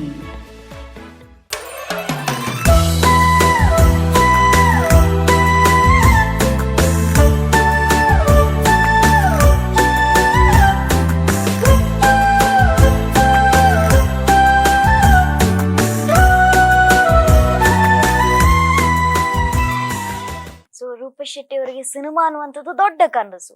ಆದ್ರೆ ನಮಗೆ Rupesh ಶೆಟ್ಟಿಯನ್ನ host ಆಗಿ ನೋಡ್ಲಿಕ್ಕೆ ಅಕ್ಕನ ಕಲೆ, ಅಮ್ಮನ ಕಲೆ, ಚಿಕ್ಕಪ್ಪನ ಕಲೆ ನಂಗೆ ಬರ್ತಾನೆ ಇಲ್ಲ ನೋಡಿ. ಸೊ ಆ ಎನರ್ಜಿಯನ್ನ ನೋಡ್ಬೇಕು ಅನ್ನೋದು ನಮ್ಗೆ ತುಂಬಾ ಆಸೆ. ರೂಪೇಶ್ ಶೆಟ್ಟಿ ಅವರನ್ನ ಆಂಕರ್ ಆಗಿ ನಾವು ನೋಡ್ಬೋದಾ, ಆಕ್ಟರ್ ಆಗಿ ನೋಡ್ಬೋದಾ ಅನ್ನೋದು? ಇಲ್ಲ, ನಾನು ಹಿಂದೆನೂ ಆಂಕರಿಂಗ್ ಮಾಡ್ತಾ ಇದ್ದೆ. ಬಟ್ ನನ್ನ ಮೇನ್ ಅಂದ್ರೆ ಈ ಫೀಲ್ಡ್ ಅಲ್ಲಿ ಇರುವಂತ ಯಾರೇ ಇರ್ಬೋದು, ಆಂಕರ್ ಆಗಿರ್ಬೋದು, ಆರ್ಜೆ ಆಗಿರ್ಬೋದು, ಅಥವಾ ಯಾರೇ ಈ ಎಂಟರ್ಟೈನ್ಮೆಂಟ್ ಫೀಲ್ಡ್ ಅಲ್ಲಿ ಇರೋರ್ಗು ಒಂದು ಸಿನಿಮಾ ಅನ್ನುವಂಥದ್ದು ಒಂದು ಅಲ್ಟಿಮೇಟ್ ಗೋಲ್ ಎಲ್ರಿಗೂ. ಸೊ ನನಗೂ ಸಿನಿಮಾ ಅಂದ್ರೆ ಅದು ದೊಡ್ಡ ಒಂದು ಗೋಲ್ ನಂದು, ಒಳ್ಳೊಳ್ಳೆ ಸಿನಿಮಾ ಮಾಡುವಂಥದ್ದು. ಬಟ್ ಯಾವತ್ತೂ ನಾನು ಆಂಕರಿಂಗ್ ಅನ್ನ ಬಿಡ್ಬೇಕು ಅಂತ ನನ್ನ ತಲೆಯಲ್ಲಿಲ್ಲ. ಆಂಕರಿಂಗ್ ಇವಾಗ ನನಗೆ ಸಮಯ ಪರ್ಮಿಟ್ ಮಾಡಿದ್ರೆ ಸಿನಿಮಾಗೊಂದು ದೊಡ್ಡ ಕಮಿಟ್ಮೆಂಟ್ ಬೇಕಾಗುತ್ತೆ. ಸೊ ಆಂಕರಿಂಗ್ ಅಂತಂದ್ರೆ ಒಂದು ದಿನದ ಕೆಲಸ, ಸಿನಿಮಾ ಅಂತಂದ್ರೆ 1 ವರ್ಷದ ಕೆಲಸ, 1.5 ವರ್ಷದ ಕೆಲಸ ಆಗಿರುತ್ತೆ. ಅಷ್ಟೊಂದೆಲ್ಲ ಕಮಿಟ್ಮೆಂಟ್ ಕೊಟ್ಟು ಅದಕ್ಕಷ್ಟು ನಾವು ನಮ್ಮ ಎಫರ್ಟ್ ಅನ್ನ ಹಾಕಿದ್ರಷ್ಟೇ ಅದು ನಮಗೆ ಏನೋ ಪ್ರತಿಫಲ ಕೊಡುವಂಥದ್ದು. ಸೊ ನಾವೆಲ್ಲವನ್ನ ತ್ಯಾಗ ಮಾಡಬೇಕಾಗುತ್ತೆ. ಆದ್ರೆ ಹೋಸ್ಟಿಂಗ್ ಮಾಡುವಂಥದ್ದು ನನಗೆ ಮನಸ್ಸಿಗೆ ಖುಷಿ ಕೊಡುವಂತ ವಿಷಯ. ಸೊ ಬ್ಯಾಲೆನ್ಸ್ ಮಾಡ್ಕೊಂಡು ಹೋಗೋದಕ್ಕೆ ಇಷ್ಟಪಡ್ತೀನಿ. ಸಿನಿಮಾನು ಮಾಡ್ತೀನಿ, ಸಿನಿಮಾ ಮಾಡ್ಲೇಬೇಕು ನನಗೆ, ಅದ್ರ ಜೊತೆ ಆಂಕರಿಂಗು ಮಾಡ್ತೀನಿ, ಮಾಡಲ್ಲ ಅಂತ ಎಲ್ಲೂ ಹೇಳಿಲ್ಲ. ಬಟ್ ಸಮಯ ಪರ್ಮಿಟ್ ಆಗ್ಬೇಕು. ಫ್ರೀ ಇದ್ದಾಗ ಡೆಫಿನೆಟ್ಲಿ ಹೋಸ್ಟ್ ಮಾಡ್ತೀನಿ. ಬಿಕಾಸ್ ಹಿಂದಿನ ದಿನಗಳಲ್ಲೂ ನಾನು ಸಿನಿಮಾದಿಂದ ನನಗೆ ಏನು ದುಡ್ಡು ಬರ್ತಾ ಇರ್ಲಿಲ್ಲ, ಜೀವನಕ್ಕೆ ಏನು ಸಿಗ್ತಾ ಇರ್ಲಿಲ್ಲ ಹಿಂದೆ ಎಲ್ಲ. ಆವಾಗ ನನ್ನ ಹೊಟ್ಟೆ ತುಂಬಿಸಿದ್ದು, ನನಗೆ ಜನರ ಪ್ರೀತಿ ಸಿಗೋದಕ್ಕೆ ಸಾಧ್ಯ ಆಗಿದ್ದು ನನ್ನ ಆಂಕರಿಂಗ್ ಮುಖೇನ. ಅದನ್ನ ಹೇಗ್ ಬಿಡಕ್ಕಾಗುತ್ತೆ ಅಲ್ವಾ? ಖಂಡಿತ ಅವ್ರು ಬಿಡಲ್ಲಂತೆ, ಹಾಗಂತ ನನ್ ಮೇಲೆ ಕೂಡ ಬರಲ್ಲ. ಇನ್ನು ರೂಪೇಶ್ ಶೆಟ್ಟಿ ಅವರು ಮಿಚ್ತಾ ಇರ್ತದೆ. ಹಂಗೇನಿಲ್ಲ, ನೋ ಸರ್, ನಮ್ದು ಬೇರೆ ಬೇರೆ, ನಿಮ್ದು ಬೇರೆ ಬೇರೆ. ಅಭಿಮಾನಿ, ನಿಮ್ಮ ಆಂಕರಿಂಗ್ ಮಾಡೋ ಸ್ಟೈಲ್ ನ ದೊಡ್ಡ ಅಭಿಮಾನಿ. ನಿಮ್ಮ ನೋಡಿ ಸಾಕಷ್ಟು ಆಂಕರ್ಸ್ ನವರು ಇದು ಜೋಶ್ ಅಂತ ಕಲ್ತಿದ್ದಾರೆ. ಸೊ ನೀವು ಯಾವಾಗ್ಲೂ ಆಂಕರಿಂಗ್ ಮಾಡ್ಬೇಕು ಸರ್, ಅದ್ ನಮ್ಮ ಆಸೆ. ಆಂಕರಿಂಗ್ ಮಾತ್ರ ಬಿಡಬೇಡಿ. ಸೊ ಬಿಗ್ ಬಾಸ್ ಇಂದ ಹೊರಗೆ ಬಂದಂದ್ರೆ ನಿಮ್ಗೆ ಬಿಗ್ ಬಾಸ್ ಅಲ್ಲಿ ಆದಂತ ಕೆಲವೊಂದು ಟಾಸ್ಕ್, ಅದ್ರ ಜೊತೆ ಕೆಲವೊಂದು ಸುದೀಪ್ ಸರ್ ಜೊತೆಗಿರುವಂತ ಕನೆಕ್ಷನ್ಸ್ ಅದೆಲ್ಲವೂ ನೆನಪಾಗ್ತಾ ಇರುತ್ತೆ. ಸೊ ಸ್ವಲ್ಪ ನಿಮ್ಗೋಸ್ಕರ ಖುಷಿ ಕೊಡ್ಲಿಕ್ಕೆ ಎಸ್ ಸರ್ ನೋ ರೌಂಡ್ ಆಡೋಣ ಇದೆ. ರೂಪೇಶ್ ಅವರು ಹೊರಗಡೆ ಬಂದು ತುಂಬಾ ಮಿಸ್ ಮಾಡ್ಕೊಳ್ತಾ ಇದ್ದಾರೆ ಬಿಗ್ ಬಾಸ್ ಅಂತ ಹೇಳಿದ್ರು. ಅದಕ್ಕೋಸ್ಕರ ನೋಡಿದಾಗ ಅಯ್ಯೋ ಶನಿವಾರ ಭಾನುವಾರ ನೆನಪಾಗುತ್ತೆ ಮತ್ತೆ ಎಲ್ಲ ಮತ್ತೊಂದ್ಸಲ ಆಡ್ಬೇಕು ಅಂತ ಅನ್ಸುತ್ತೆ. ಬಟ್ ಇನ್ ಲೈಫ್ ಅಲ್ಲಿ ಆಪರ್ಚುನಿಟಿ ಒಳಗಡೆ ಸಿಗುತ್ತಲ್ವ ಗೊತ್ತಿಲ್ಲ ನನಗೆ. ಸೊ ಹೊರಗಡೆ ನಾವು ಕೊಡ್ತಾ ಇದ್ದೇವೆ ಸರ್. ಸೊ ನೇರವಾಗಿ ಆನ್ಸರ್ ಮಾಡ್ತೀರಲ್ಲ, ಇಲ್ಲರ ನಾನ್ ಸುದೀಪ್ಗೆ ಸರ್ಗಿಂತ ಏನ್ ಕಮ್ಮಿ ಇಲ್ಲ. ಅಲ್ಲಾದ್ರೆ ಅವ್ರ ಭಯ ಇದೆ.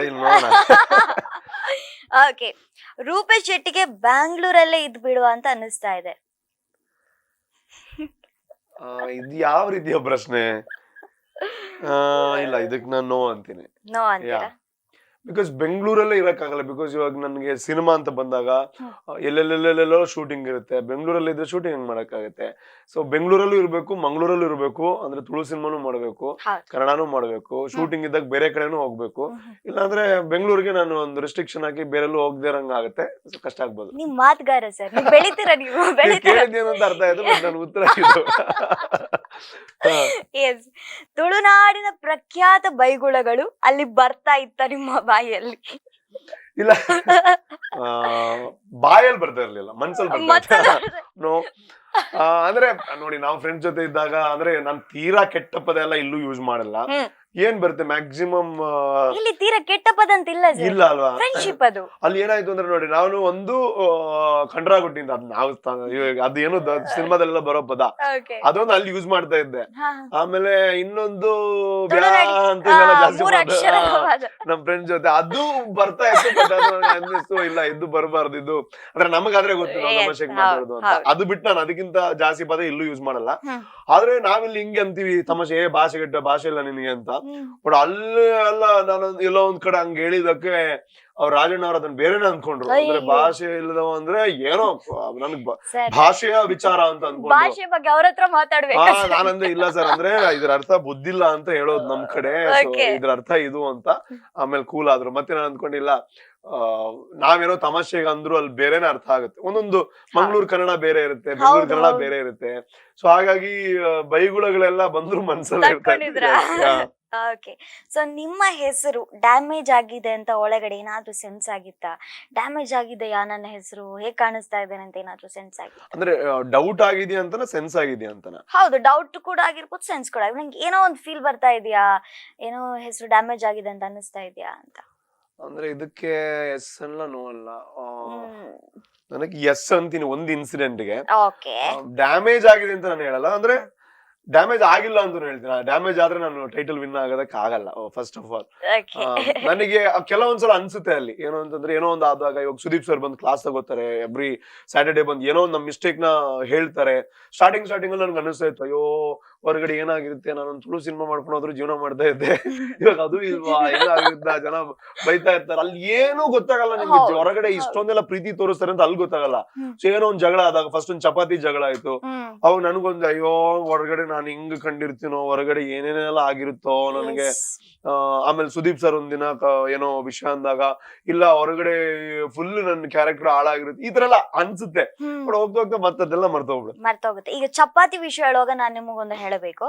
ಸೊ ಚಪಾತಿ ವಿಷಯ ಆಗುವಾಗ ಅಷ್ಟು ದೊಡ್ಡ ಗಲಾಟೆ ಆಗುತ್ತೆ, ಆದ್ರೆ ಇಲ್ಲಿ ನಿಮ್ ಬಗ್ಗೆ ವಿಡಿಯೋ ಹೋಗುತ್ತೆ, 5,000 ಕಿಟ್ ಕೊಟ್ಟವನ ಬಗ್ಗೆ ನೀವು ದುಡ್ಡು ಊಟದ ವಿಷಯ ಮಾತಾಡ್ತೀರಾ ಅನ್ನೋದು. ಸೊ ನಿಮ್ಮ ಫ್ಯಾನ್ಸ್ ಫಾಲೋವರ್ಸ್ ನಿಮ್ಮನ್ನ ಅಷ್ಟ್ ಮೇಲೆ ಇಟ್ಟಿದ್ರು ಸರ್. ಡ್ಯಾಮೇಜ್ ಆಗಿಲ್ಲ, ಬಟ್ ನಿಮ್ಮ ಭಯ ಮಾತ್ರ ಸ್ವಲ್ಪ ಕಾಣಿಸ್ತಾ ಇತ್ತು ಸರ್. ಅಲ್ಲ, ಭಯ ಅಂದ್ರೆ ನಾವು Yes. ಒಂದು ಮಂಗಳೂರಿನಿಂದ ಹೋಗಿರ್ಬೇಕಾದ್ರೆ ಹೌದು, ನಮಗೆ ನಮ್ದೊಂದು ಸ್ವಾಭಿಮಾನ ಅಥವಾ ನಮ್ಮ ಒಂದು ಕಲ್ಚರು, ನಮ್ಮ ಒಂದು ಬಿಹೇವಿಯರ್ ಅದು ಇಂಪಾರ್ಟೆಂಟ್ ಹೌದು, ಆಗುತ್ತೆ. ಹೌದು. ನನಗೆ ಅಂತಲ್ಲ, ಅದು ಭಯಕ್ಕಿಂತನೂ ಒಂದು ಸ್ವಾಭಿಮಾನ ಅಂತ ಹೇಳ್ಬೋದು. ಅಂದ್ರೆ ನಾವೇನೋ ಒಂದು ನಮ್ದೊಂದು ಲೈಫ್ ಇರುತ್ತೆ. ಸೊ ನಾನು ಹಿಂಗ್ ಬದುಕ್ಬೇಕು ಅಂತ ಅನ್ಕೊಂಡಿರ್ತೀನಿ. ಸೊ ಅದಕ್ಕೆಲ್ಲ ಒಂದು ಸುಮ್ನೆ ಯಾರಿಂದನೋ ಏನೋ ಅವ್ರಂದು ಅದು ಹೆಂಗೋ ಕಂಡು ಗೊತ್ತಿರಲ್ಲ ಅವ್ರ ಹಿಂಗ್ ಕಾಣುತ್ತೆ ಅಂತ. ಹೌದು. ಸೊ ಆ ಒಂದು ಗೊಂದಲ ಇತ್ತು ನನಗೆ. ಬಟ್ ಹೋಗ್ತಾ ಹೋಗ್ತಾ ಫಿಕ್ಸ್ ಆದೆ. ಹೇಳೋರು ಹೇಳ್ತಾ ಇರ್ತಾರೆ ಮನೆ ಒಳಗಡೆ, ಅವ್ರು ಆಡಕ್ ಬಂದಿರೋದು, ನಾನು ಆಡಕ್ ಬಂದಿರೋದು. ನನ್ಗೇನ್ ಅನ್ಸುತ್ತೆ ನಾನು ಹೇಳ್ತಾ ಹೋಗ್ತೀನಿ, ಅವ್ರಿಗೆ ಏನ್ ಅನ್ಸುತ್ತೆ ಅವ್ರು ಹೇಳ್ತಾ ಹೋಗ್ತಾರೆ. ಡಿಸೈಡ್ ಮಾಡೋದು ಜನ ಯಾವಾಗ್ಲೂ ಎಲ್ಲಾ ಆಂಗಲ್ ಇಂದ ನೋಡಿ ಡಿಸೈಡ್ ಮಾಡ್ತಾರೆ. ನಾನ್ ತಪ್ಪಾಗಿದ್ರೆ ತಪ್ಪು, ಸರಿಯಾಗಿದ್ರೆ ಸರಿ, ಅವ್ರು ಒಪ್ಕೋತಾರೆ, ಅವ್ರು ಹೇಳ್ತಾರೆ ಅಂತ ನಾನು ಎಂಜಾಯ್ ಮಾಡೋದಕ್ಕೆ ಶುರು ಮಾಡಿದೆ. ಓಕೆ. ಇದು ಸ್ವಲ್ಪ ನಿಮ್ಮ ಫ್ರೆಂಡ್ಶಿಪ್ ಗೆ ವಿಚಾರ ಪಟ್ಟದ್ದು. ಸೊ ಸಾನಿಯಾ ಔಟ್ ಆಗಿದ್ರಿಂದ ಬಿಗ್ ಬಾಸ್ ವಿನ್ ಆಗ್ಲಿಕ್ಕೆ ರೂಪೇಶ್ ಶೆಟ್ಟಿಗೆ ಆಯ್ತು. I think it is no, it is definitely no. Okay. Because Sania ಅವರು ಔಟ್ ಆಗಿದ್ದಕ್ಕೂ ಅಥವಾ ಸಾನಿಯಾ ಅವರು ಹೋಗಿದ್ದಕ್ಕೂ ನಾನು ವಿನ್ ಆದೇನೋ ಅಂತದ್ದು ಅದು ತುಂಬಾ ಬಾಲಿಶ ಆಗಿರುತ್ತೆ. ನಾನು ಎಸ್ ಆರ್ ನೋ ಹೇಳೋದು. ಬಿಕಾಸ್ ಜನ ನನ್ನ ಆಟ ನೋಡಿ ಓಟ್ ಹಾಕಿರೋದು, ಅಥವಾ ನನ್ನ ಮೇಲಿರುವಂತಹ ಪ್ರೀತಿಯಿಂದ ಓಟ್ ಹಾಕಿರೋವಂಥದ್ದು. ಸೊ ಹಾಗಾಗಿ ನನ್ನ ಆಟ ಮಾತ್ರ ಕಾರಣ ಅಂತ ಹೇಳ್ತೀನಿ. ಅಂದ್ರೆ ಅವ್ರು ಹೋಗಿರೋದ್ರಿಂದ ನಾನು ಚೆನ್ನಾಗ್ ಆಡ್ದೆ, ಅಥವಾ ಅವ್ರು ಹೋಗಿರೋದ್ರಿಂದ ನಾನು ಗೆದ್ದೆ. ಸೊ ಇದಕ್ ನಾನು ಡೆಫಿನೆಟ್ಲಿ ಎಸ್ ಅಂತ ಹೇಳಕ್ ಆಗಲ್ಲ. ಬಿಕಾಸ್ ಅದಾದ್ಮೇಲೆ ನನ್ಗೆ ಗೊತ್ತಿಲ್ಲ ಅಲ್ಲ, ಅವ್ರು ಹೋದ್ಮೇಲೆ ಹೆಂಗ ಆಗಿರ್ತಿತ್ತು ಆಟ, ಅವ್ರು ಇರ್ತಾ ಇದ್ರೆ ಹೆಂಗ ಹೋದ್ಮೇಲೆ ಹೆಂಗೆ ಅಂತ ಗೊತ್ತು. ಅವ್ರು ಇರ್ತಾ ಇದ್ರೆ ಇನ್ನೂ ಬೆಟರ್ ಆಗಿರ್ತಿತ್ತೋ ಗೊತ್ತಿಲ್ಲ. ಬಟ್ ಅದಕ್ ನಾನು ನೋ ಅಂತೀನಿ, ಗೊತ್ತಿಲ್ಲ. ಬಿಕಾಸ್ ಜನ ನನ್ನ ಆಟ ನೋಡಿರೋದು. ಸೊ ಅವ್ರ ಹೋಗಿರೋದ್ರಿಂದ ಆಗಿದೆ ಅಂತ ನಾನು ನಂಬಲ್ಲ. ಓಕೆ, ಸೊ ಟಾಯ್ಲೆಟ್ ಅಲ್ಲಿ ಕೂತ್ಕೊಂಡು ರೂಪೇಶ್ ಶೆಟ್ಟಿ ಅವರು ವಿನ್ ಆಗೋದು ಹೇಗೆ ಅಂತ ಯೋಚನೆ ಮಾಡ್ತಾ ಇದ್ರ? ಇದಕ್ಕೂ ನನ್ನ ಉತ್ತರ ನೋ. ಬಿಕಾಸ್ ಟಾಯ್ಲೆಟ್ ಅಲ್ಲಿ ಕೂತು ನಮ್ಗೆ ಅಲ್ಲಿ ವಿನ್ ಆಗೋದು ಹೇಗೆ ಅದೆಲ್ಲ ನಮ್ಗೆ ತಲೆಗೆ ಬರಲ್ಲ. ಬಿಕಾಸ್ ಹೊರಗಿಂದ ನೋಡ್ಬೇಕಾದ್ರೆ ನೀವು 1.5 ಗಂಟೆ ಶೋ ನೋಡ್ತೀರಾ, ನಿಮಗ ಕೆಲವೊಬ್ಬರನ್ನ ನೋಡಿದಾಗ ಅನ್ನಿಸ್ಬೋದು ಇವ್ರೇನೋ ಆಲೋಚನೆ ಮಾಡ್ತಾ ಇದಾರೆ, ಹೆಂಗ್ ಆಡ್ಬೇಕು ಅಂತ ಸ್ಟ್ರಾಟಜಿ ಮಾಡ್ತಾ ಇದಾರೆ. ಬಟ್ ಒಳಗಡೆ ಏನಾಗುತ್ತೆ ಗೊತ್ತಾ, 1.5 ಗಂಟೆ ಅಲ್ಲ, ಒಳಗಡೆ 24 ಗಂಟೆ ಇದೆ. ನೀವ್ ಹೆಂಗಾಗುತ್ತೆ, ನೀವು ಅಲ್ಲಿ ಹೋಗ್ತಾ ಇರ್ತೀರಾ, ಇಲ್ಲಿ ಹೋಗ್ತಾ ಇರ್ತೀರಾ, ಇಲ್ಲಿ ಶೋ ಮಾಡ್ತಾ ಇರ್ತೀರಾ, ಯಾರ ಜೊತೆನೋ ಮಾತಾಡ್ತಾ ಇರ್ತೀರಾ, ಎಲ್ಲೋ ಫಂಕ್ಷನ್ ಹೋಗ್ತಾ ಇರ್ತೀರಾ, ರಾತ್ರಿ ಬಂದು 1.5 ಗಂಟೆ ನೋಡ್ತೀರಾ. ನಿಮ್ಮ ತಲೆಯಲ್ಲಿ ಏನೇನೋ ಓಡಿ 1.5 ಗಂಟೆ ಎಪಿಸೋಡ್ ಬರುತ್ತೆ. ನಮ್ ತಲೆನಲ್ಲಿ 24 ಗಂಟೆನೂ ಬಿಗ್ ಬಾಸ್ ಮನೆನೇ ಇರೋದು. ಸೊ ಅಲ್ಲಿ ನೀವು ಎಷ್ಟು ಅಂತ ಪ್ಲಾನ್ ಮಾಡ್ತೀರಾ, ಎಷ್ಟು ಗಂಟೆಯಿಂದ ಪ್ಲಾನ್ ಮಾಡ್ತೀರಾ, ಎಷ್ಟು ದಿನ ಅಂತ ಪ್ಲಾನ್ ಮಾಡ್ತೀರಾ. ಫಸ್ಟ್ ಡೆಫಿನೆಟ್ಲಿ ಇರುತ್ತೆ ನಮಗೆ. ಫಸ್ಟ್ ನಾವು ಕ್ಯಾಲ್ಕುಲೇಟ್ ತಲೆಯಿಂದ ಮಾಡ್ತೀವಿ. ಓ ಹಿಂಗಾದ್ರೆ ಹಿಂಗಾಗುತ್ತೆ, ಹಿಂಗಾಡಿದ್ರೆ ಹಿಂಗಾಗುತ್ತೆ, ಅವ್ನು ಹಿಂಗಂದ್ರೆ ಹಿಂಗಾಗುತ್ತೆ, ನಾನ್ ಹಿಂಗಂದ್ರೆ ಹಿಂಗಾಗುತ್ತೆ. ಹೋಗ್ತಾ ಹೋಗ್ತಾ ಹೋಗ್ತಾ ಇದೇ ಕ್ಯಾಲ್ಕುಲೇಷನ್ ಮಾಡ್ತಾ ಹೋದ್ರೆ ನೀವು ಜಾಸ್ತಿ ದಿನ ಉಳಿಯೋದಕ್ ಸಾಧ್ಯನೇ ಇಲ್ಲ. ಬಿಕಾಸ್ ಅಲ್ಲಿ ನೀವು ಇರ್ಬೇಕು ಅಂತಂದ್ರೆ ನೀವೆಲ್ಲ ಮರೆತು ಜೀವಿಸೋದಕ್ ಶುರು ಮಾಡ್ಬೇಕು, ಮನೆ ಒಳಗಡೆ ಎಂಜಾಯ್ ಮಾಡ್ಬೇಕು. ಸೊ ಎಂಜಾಯ್ ಮಾಡಿದಾಗ ನಿಮ್ಗೆ ಇದೆಲ್ಲ ಬರಲ್ಲ, ವಿನ್ ಆಗೋದು, ಸೋಲೋದು. ನಾನು ಫಸ್ಟ್ಗೆ ಟಾಸ್ಕ್ ಆಡೋದಕ್ಕೆ ಕಷ್ಟ ಆಗ್ತೈತಿ. ಏನೋ ಕೇಳಿ ನನ್ಗೆ ಆಡ್ಬೇಕಾದ್ರೆ ತಲೆಯಲ್ಲಿ ಅದೇ, ಅಯ್ಯೋ ಗೆದ್ರೆ ಹೆಂಗಾಗುತ್ತೆ, ಸೋತ್ರೆ ಹೆಂಗಾಗುತ್ತೆ, ಗೆಲ್ಬೇಕು, ಗೆದ್ರೆ ಇದೆಲ್ಲ ಕ್ಯಾಲ್ಕುಲೇಷನ್ಸ್. ಅವಾಗ ನಾನು ಸೋಲ್ತಾ ಇದ್ದೆ ತುಂಬಾ. ಹೋಗ್ತಾ ಏನಾಯ್ತು, ಗೆದ್ರೆ ಗೆಲ್ತೀನಿ, ಸೋತ್ರೆ ಸೋಲ್ತೀನಿ, ಚೆನ್ನಾಗ್ ಆಡಿದ್ರೆ ಗೆಲ್ತೀನಿ, ಗೆದ್ದು ಕ್ಯಾಪ್ಟನ್ ಆಗ್ತೀನಿ. ನನ್ ಕೈಯಲ್ಲಿ ಇಲ್ಲ, ಚೆನ್ನಾಗ್ ಆಡೋದು ಮಾತ್ರ ನನ್ ಕೈಯಲ್ಲಿ ಇರೋದು. ಹಂಗ ಅಂದ್ಕೊಂಡು ಎಂಜಾಯ್ ಮಾಡೋದಕ್ಕೆ ಶುರು ಮಾಡಿದೆ ನಾನು. ಎಲ್ಲ ಯಾವ ಕ್ಯಾಲ್ಕುಲೇಷನ್ ಇಲ್ಲದೆ ಎಂಜಾಯ್ ಮಾಡೋದಕ್ಕೆ ಶುರು ಮಾಡಿದೆ. ನಾನು ಉತ್ತಮನೂ ಸಿಕ್ತು 2 ಸಲ, ಎಲ್ಲ 2 OTT ಟಿವಿಯಲ್ಲೂ ನಾನು ಕ್ಯಾಪ್ಟನ್ ಆದೆ. ಸೊ ಎಂಜಾಯ್ ಮಾಡೋದಕ್ಕೆ ಶುರು ಮಾಡಿದೆ. ನಿಮ್ಮ ಪ್ರಶ್ನೆಗೆ ಉತ್ತರ, ವಾಶ್ರೂಮ್ ಅಲ್ಲಿ, ಟಾಯ್ಲೆಟ್ ಹತ್ರ, that is my favourite place. Because ಅಲ್ಲಿ ಒಂದ್ ರೀತಿನಲ್ಲಿ ಒಂದು ಪ್ರಶಾಂತತೆ ಇರುತ್ತೆ. ಅಲ್ಲಿ ಜಾಸ್ತಿ ಜನ ಬರಲ್ಲ, ಅವರ ಅರ್ಜೆಂಟ್ ಬಂದು ಅರ್ಜೆಂಟ್ ಹೋಗ್ತಾರೆ. ಸೊ ನನ್ಗೆ ಅಲ್ಲಿ ಏನೋ ಒಂದ್ ಎಲ್ಲ ಒಳ್ಳೆ ಅಂದ್ರೆ ಸಾಂಗ್ಗಳೆಲ್ಲ ಅಲ್ಲಿ ತಲೆಗೆ ಬರುತ್ತೆ. ಒಳ್ಳೊಳ್ಳೆ ಐಡಿಯಾಸ್ ಅಂದ್ರೆ ಒಳ್ಳೊಳ್ಳೆ ಆಲೋಚನೆಗಳು ಮಾತ್ರ ಅಲ್ಲಿ ಬರುವಂತದ್ದು. ಸೊ ನನ್ನ ಫೇವ್ರೆಟ್ ಪ್ಲೇಸ್ ಅದು. ಸೊ ಅದಕ್ಕೆ ಅಲ್ಲಿ ಜಾಸ್ತಿ ನನ್ನ ಸ್ಪೇಸ್ ಇದೆ ಅಲ್ವಾ, ನನಗೆ ನನ್ನ ಸ್ಪೇಸ್ ಕೊಡುವಂತದ್ದು ನನ್ನ ವಾಶ್ರೂಮ್ ಅಲ್ಲಿ ಜಾಸ್ತಿ. ಸುದೀಪ್ ಅವರು ನಿಮ್ಮಿಬ್ಬರ ಕೈಯನ್ನ ಹಿಡಿದಾಗ ನೀವೇ ವಿನ್ನರ್ ಆಗ್ತೀರಿ ಅಂತ ನಿಮ್ ಮನ್ಸಿಗೆ ಹೇಳ್ತಾ ಇತ್ತ? ಇಲ್ಲ, ನಾನು ಟಾಪ್ 5 ಬಂದಾಗ ನನ್ನ ಒಂದು ಆಸೆ ಇದ್ದಿದ್ದು ನನ್ಗೆ ಟಾಪ್ 2 ಆಗ್ಬೇಕು. ಟಾಪ್ 2 ಆದ್ರೆ ಅಲ್ಲಿಗೆಲ್ಲ ಎಂಡ್ ಆಗ್ಬಿಡುತ್ತೆ. ಅಂದ್ರೆ ಟಾಪ್ 2 ಆಗಿ ನಾನು ವಿನ್ ಆಗದೆ ಇದ್ರು ಪ್ರೋಗ್ರಾಮ್ ಎಂಡ್ ತನಕ ನಾನು ವೇದಿಕೆಯಲ್ಲಿ ಕೆಳಗ್ ಕೂತ್ಕೊಂಡು ಮತ್ತೆ ನೋಡಂಗಿಲ್ಲ. ಅಥವಾ ವಿನ್ನರ್ ಯಾವೆಲ್ಲ ಕ್ಷಣಗಳನ್ನ ಅನುಭವಿಸ್ತಾನೆ ಅದನ್ನೆಲ್ಲ ಟಾಪ್ 2 ಅಲ್ಲಿ ಇದ್ದವನು ಅನುಭವಿಸ್ತಾನೆ. ಸೊ ಟಾಪ್ 2 ಬರ್ಬೇಕು ಅಂತ ಆಯ್ತು. ಯಾವಾಗ ಟಾಪ್ 2 ಬಂದೆ, I was relax. Oh my god, top 2 ಆಯ್ತಲ್ಲ, ಇನ್ನು ಸೋತ್ರು ಗೆದ್ರು ಪರವಾಗಿಲ್ಲ, ಈಕ್ವಲ್ ಇಬ್ರು. ಅಂಡ್ ಕೈ ಹಿಡಿದಾಗ ನನ್ ತಲೆಗೆ ಅದೆಲ್ಲ ಬಂದಿಲ್ಲ. ನಾನು ಹಿಂಗೆ ಅನ್ಕೊಳ್ತಾ ಇದ್ದೆ, ನನ್ ಮುಖದಲ್ಲಿ ಸ್ಮೈಲ್ ಇರ್ಬೇಕು, ರಾಕಿ ವಿನ್ ಆದ್ರೂ ನಾನು ಸ್ಮೈಲ್ ಮಾಡ್ತಾ ಇರ್ಬೇಕು, ಪರವಾಗಿಲ್ಲ ಅಂತ. ಬಟ್ ನನ್ನ ಕೈನ ಎತ್ತಿದಾಗ ಐ ವಾಸ್ ಲೈಕ್, ನಾನು ಪ್ರಿಪೇರ್ಡ್ ಇರ್ಲಿಲ್ಲ ಆ ಸೆಲೆಬ್ರೇಷನ್ಗೆ.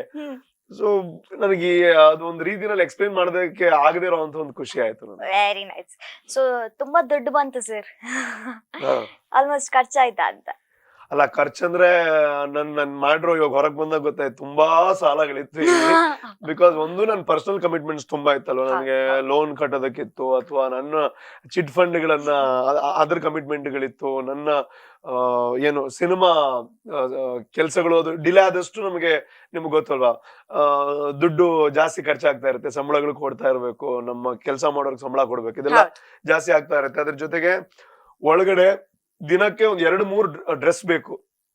ಒಂದ್ ಶರ್ಟ್ಗೆ ಮಿನಿಮಮ್ 1,000 ಅಂತ ಅಂದ್ರು, ದಿನಕ್ಕೆ ಎಷ್ಟು ಅಂತ ನೀವು ಲೆಕ್ಕ ಹಾಕಿದ್ರೆ 150 ದಿನ ಅಷ್ಟು ಡ್ರೆಸ್ ಅಂತಂದ್ರೆ ಅದಕ್ಕೆ ಕೆಲವು ಲಕ್ಷಗಳು ಖರ್ಚಾಗಿದೆ. ಹೊರಗ್ ಬಂದಾಗ ಅದು ಮಂಗಳೂರಿಂದ ಎಲ್ಲಾ ಟೈಮಲ್ಲೂ ಮಂಗಳೂರಿಂದ ಅಲ್ಲಿಗೆ ಬರ್ಬೇಕು, ಆ ಖರ್ಚು ಈ ಖರ್ಚು ಅಂತ ತುಂಬಾ ಖರ್ಚುಗಳ ಆಗಿತ್ತು ಹೊರಗಡೆ ಬರ್ಬೇಕಾದ್ರೆ. ಅಂಡ್ ಇವಾಗ ಇನ್ನು ದುಡ್ಡೆಲ್ಲ ಬಂದಿಲ್ಲ, ಅಂದ್ರೆ ಟ್ಯಾಕ್ಸ್ ಎಲ್ಲ ಕಟ್ಟಾಗಿ ಸ್ವಲ್ಪ ಎಷ್ಟು ಬರೋದು ಅಂತ ನಿಮ್ಗೆ ಗೊತ್ತಿದೆ, 33% ಟ್ಯಾಕ್ಸ್ ಹೋಗುತ್ತೆ ಅದರಲ್ಲಿ. ಅಂಡ್ ಸಾಲ ಇದೆ, ಅಂಡ್ ಜಾಸ್ತಿ ಏನು ಉಳಿಯಲ್ಲ. ಬಟ್ ಒಂದ್ ವೇಳೆ ಸೋಲ್ತಾ ಇದ್ರೆ ನನಗೆ ಕಷ್ಟ, ಅಂದ್ರೆ ದುಡ್ಡಿನ ವಿಷಯದಲ್ಲಿ ಇನ್ನೂ ಸಾಲದಲ್ಲೇ ಇರ್ತಾ ಇದ್ದೆ. ಬಟ್ ಇವಾಗ ದುಡ್ಡು ಅಂತ ಹೇಳೋದಕ್ಕಿಂತ ಆ ಟೈಟಲ್ ಸಿಕ್ಕಿರೋದು ತುಂಬಾ ಹೆಮ್ಮೆಯ ವಿಷಯ, ತುಂಬಾ ಖುಷಿಯ ವಿಚಾರ. ಸೊ ದುಡ್ಡು ಸಿಕ್ಕಿರೋದು ಖುಷಿ ವಿಚಾರ. ಇವತ್ತು ದುಡ್ಡು ತರ್ಲಿಲ್ಲ, ನಾನ್ ಸಾಲ ಕೇಳ್ತೇನೆ ಅಂತ ಅವರು. ಅಲ್ಲ, ಇವಾಗ ನಿಮ್ಮ ಹತ್ರ ಫಸ್ಟ್ ಇಸ್ಕೋಬೇಕು, ಆಮೇಲೆ ನಾನು ದುಡ್ಡು ಬಂದ್ಮೇಲೆ ಕೊಡ್ತೀನಿ ನಿಮ್ಗೆ. Okay sir, very nice idea. Trophy ಕೊಟ್ಟೋಗಿ ನನಗೆ. ಟ್ರಾಫಿ ಕೊಡ್ಬೋದು. ಅಲ್ಲ, ಟ್ರಾಫಿ ಕೊಡೋಕೆ ಫೋಟೋ ಕೊಡ್ತೀನಿ ಬೇಕಾದ್ರೆ. ಸುದೀಪ್ ಸರ್ ಕೇಳಿದಾಗ್ಲೇ ನಾನು ಹೇಳಿದ್ರೆ ದುಡ್ಡು ಬರ್ದೇ ಇದ್ರು ಪರವಾಗಿಲ್ಲ, ಟ್ರಾಫಿ. ನೆಕ್ಸ್ಟ್ ಕ್ವಶನ್ ಅದೇ ಇತ್ತು, ದುಡ್ಡಿಗಿಂತ ಆ ಟ್ರೋಫಿಗೆ ವ್ಯಾಲ್ಯೂ ಜಾಸ್ತಿ ಇದೆ. ಇದು ಯಾವ ಕೋರ್ಟ್ ಅಲ್ಲೂ ಹೋಗಿ ನಾನು ಹೇಳೋದಕ್ಕೆ ರೆಡಿ ಇದೀನಿ. ಎಸ್ ಇದು yes yes yes yes yes ಏನಕ್ಕೆ ಅಂತ ಹೇಳ್ಬೇಡ್ವಾ? ಹೇಳಿ ಹೇಳ್ಬೇಕು. ಸರ್, ಇಲ್ಲ ಹೇಳಿ. ಅಂತಂದ್ರೆ ಅಯ್ಯೋ ಇವ್ನ್ ಇದ್ದಿದ್ದೆ ಸುಮ್ನೆ ಡೌನ್ ಮಾಡ್ತಾನೆ ಅಂತ ಹೇಳ್ತಾರಲ್ಲ. ಅದ್ ಏನಕ್ಕೆ ಅಂತಂದ್ರೆ ನೋಡಿ, ಇವಾಗ ದುಡ್ಡು ನಾನ್ ಹೇಳ್ದಂಗೆ ಸಾಲಗಳಿರ್ಬೋದು, ಖರ್ಚುಗಳಿರ್ಬೋದು, ಕಮಿಟ್ಮೆಂಟ್ಸ್ ಇರ್ಬೋದು, ದುಡ್ಡು ಖರ್ಚಾಗ್ಬಿಡುತ್ತೆ. ಎಷ್ಟು ನಿಮ್ಗೆ ಗೊತ್ತು, ಇವಾಗ ದುಡ್ಡು ಖರ್ಚಿಗೇನು ದೊಡ್ಡ ವಿಷಯ ಏನೂ ಅಲ್ಲ. ನಮ್ದು ದುಡ್ಡು ಖರ್ಚಾಗಿ ಮತ್ತೆ ಆ ದುಡ್ಡು ಸಿಗಲ್ಲ. ಖರ್ಚಾದ್ಮೇಲೆ ಮತ್ತೆ ಹೊಸ ದುಡ್ಡು ನಾವು ಕೆಲಸ ಮಾಡಿ ಪಡಿಬೇಕು. ಆದ್ರೆ ಆ ಟೈಟಲ್ ಇದೆ ಅಲ್ವಾ, ಆ ಟ್ರಾಫಿ ಬಂದಾಗ ಬಿಗ್ ಬಾಸ್ ಸೀಸನ್ 9 ವಿನ್ನರ್ ಅನ್ನುವಂತ ಒಂದು ಟೈಟಲ್ ಇದೆ ಅಲ್ವಾ, ನಾನು ಸಾಯೋವರೆಗೂ ಅದು ಖರ್ಚಾಗಲ್ಲ, ಅದಂಗೇ ಇರುತ್ತೆ. ಎಷ್ಟೇ ವರ್ಷಗಳು ಕಳೆದ್ರು, 100 ಸೀಸನ್ ಬಂದ್ರು, ಸೀಸನ್ 9 ಅಥವಾ ಬಿಗ್ ಬಾಸ್ ಮೊದಲ OTT ಅಂಡ್ ಸೀಸನ್ 9 ವಿನ್ನರ್ ಯಾರು ಅಂತ ಕೇಳಿದ್ರೆ, ಪ್ರಪಂಚದಲ್ಲಿ ಎಲ್ಲೇ ಕೇಳಿದ್ರು ಇರೋದು ಒಂದೇ ಉತ್ತರ, ರೂಪೇಶ್ ಶೆಟ್ಟಿ ಅಂತ.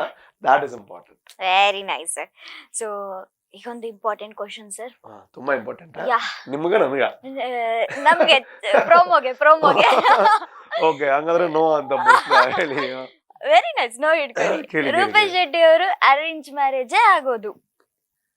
ಅರೇಂಜ್ ಮ್ಯಾರೇಜ್ ಆಗೋದು ಇದಕ್ಕೆ ಅಂದ್ರೆ ನೋ ಅಂತ ಹಿಡಿತೀನಿ. ಏನಕ್ಕೆ ಅಂತಂದ್ರೆ ಅರೇಂಜ್ ಮ್ಯಾರೇಜೇ ಆಗೋದು ಅನ್ನೋದಕ್ ನೋ. ಅರೇಂಜ್ ಮ್ಯಾರೇಜ್ ಆಗ್ತಾರೆ ಅದಕ್ ನೋ ಅಲ್ಲ. ಅರೇಂಜ್ ಮ್ಯಾರೇಜ್ ಆಗೋದಂದ್ರೆ ಅದ್ರಲ್ಲಿ 2 ಉತ್ತರ ಇದೆ. ಒಂದು ಅರೇಂಜ್ ಮ್ಯಾರೇಜು ಆಗ್ಬಹುದು, ಅರ್ಥ ಆಯ್ತಾ? ಅಂದ್ರೆ ರಿಸ್ಟ್ರಿಕ್ಟ್ ಹಿಂಗೇ ಇಲ್ಲ, ಅರೇಂಜ್ ಮ್ಯಾರೇಜೇ ಆಗ್ಬೇಕು ಅಂತ ಇಲ್ಲ. ಸೊ ನನಗೆ ಫಸ್ಟ್ ಆಫ್ ಆಲ್ ಮ್ಯಾರೇಜ್ ಪ್ಲಾನೇ ಇಲ್ಲ ಸದ್ಯಕ್ಕೆ. ನಾನು ಕೆಲಸ ಮಾಡ್ಬೇಕು. ನಾನು ಇಷ್ಟೆಲ್ಲ ಗಿರ್ಗಿಟ್ ಆದ್ಮೇಲೆ ದೊಡ್ಡ ಸಕ್ಸಸ್ ಸಿಕ್ತು, ಆದ್ರೆ ಅದ್ರ ಹಿಂದೆನೆ ಕೊರೋನಾ ಬಂತು. 2-2.5 ವರ್ಷ ಕೆಲ್ಸನೇ ಇಲ್ದೆ ತುಂಬಾ ಕಷ್ಟಪಟ್ಟು ಮತ್ತೆ ಸರ್ಕಸ್ ಮಾಡಿದ್ವಿ ನಾವು. ಇವಾಗ ದೇವ್ರು ಒಂದ್ ಒಳ್ಳೆ ಗಿಫ್ಟ್ ತರ ಒಂದು ಹೊಸ ಲೈಫ್ ಕೊಟ್ಟಿದ್ದಾರೆ.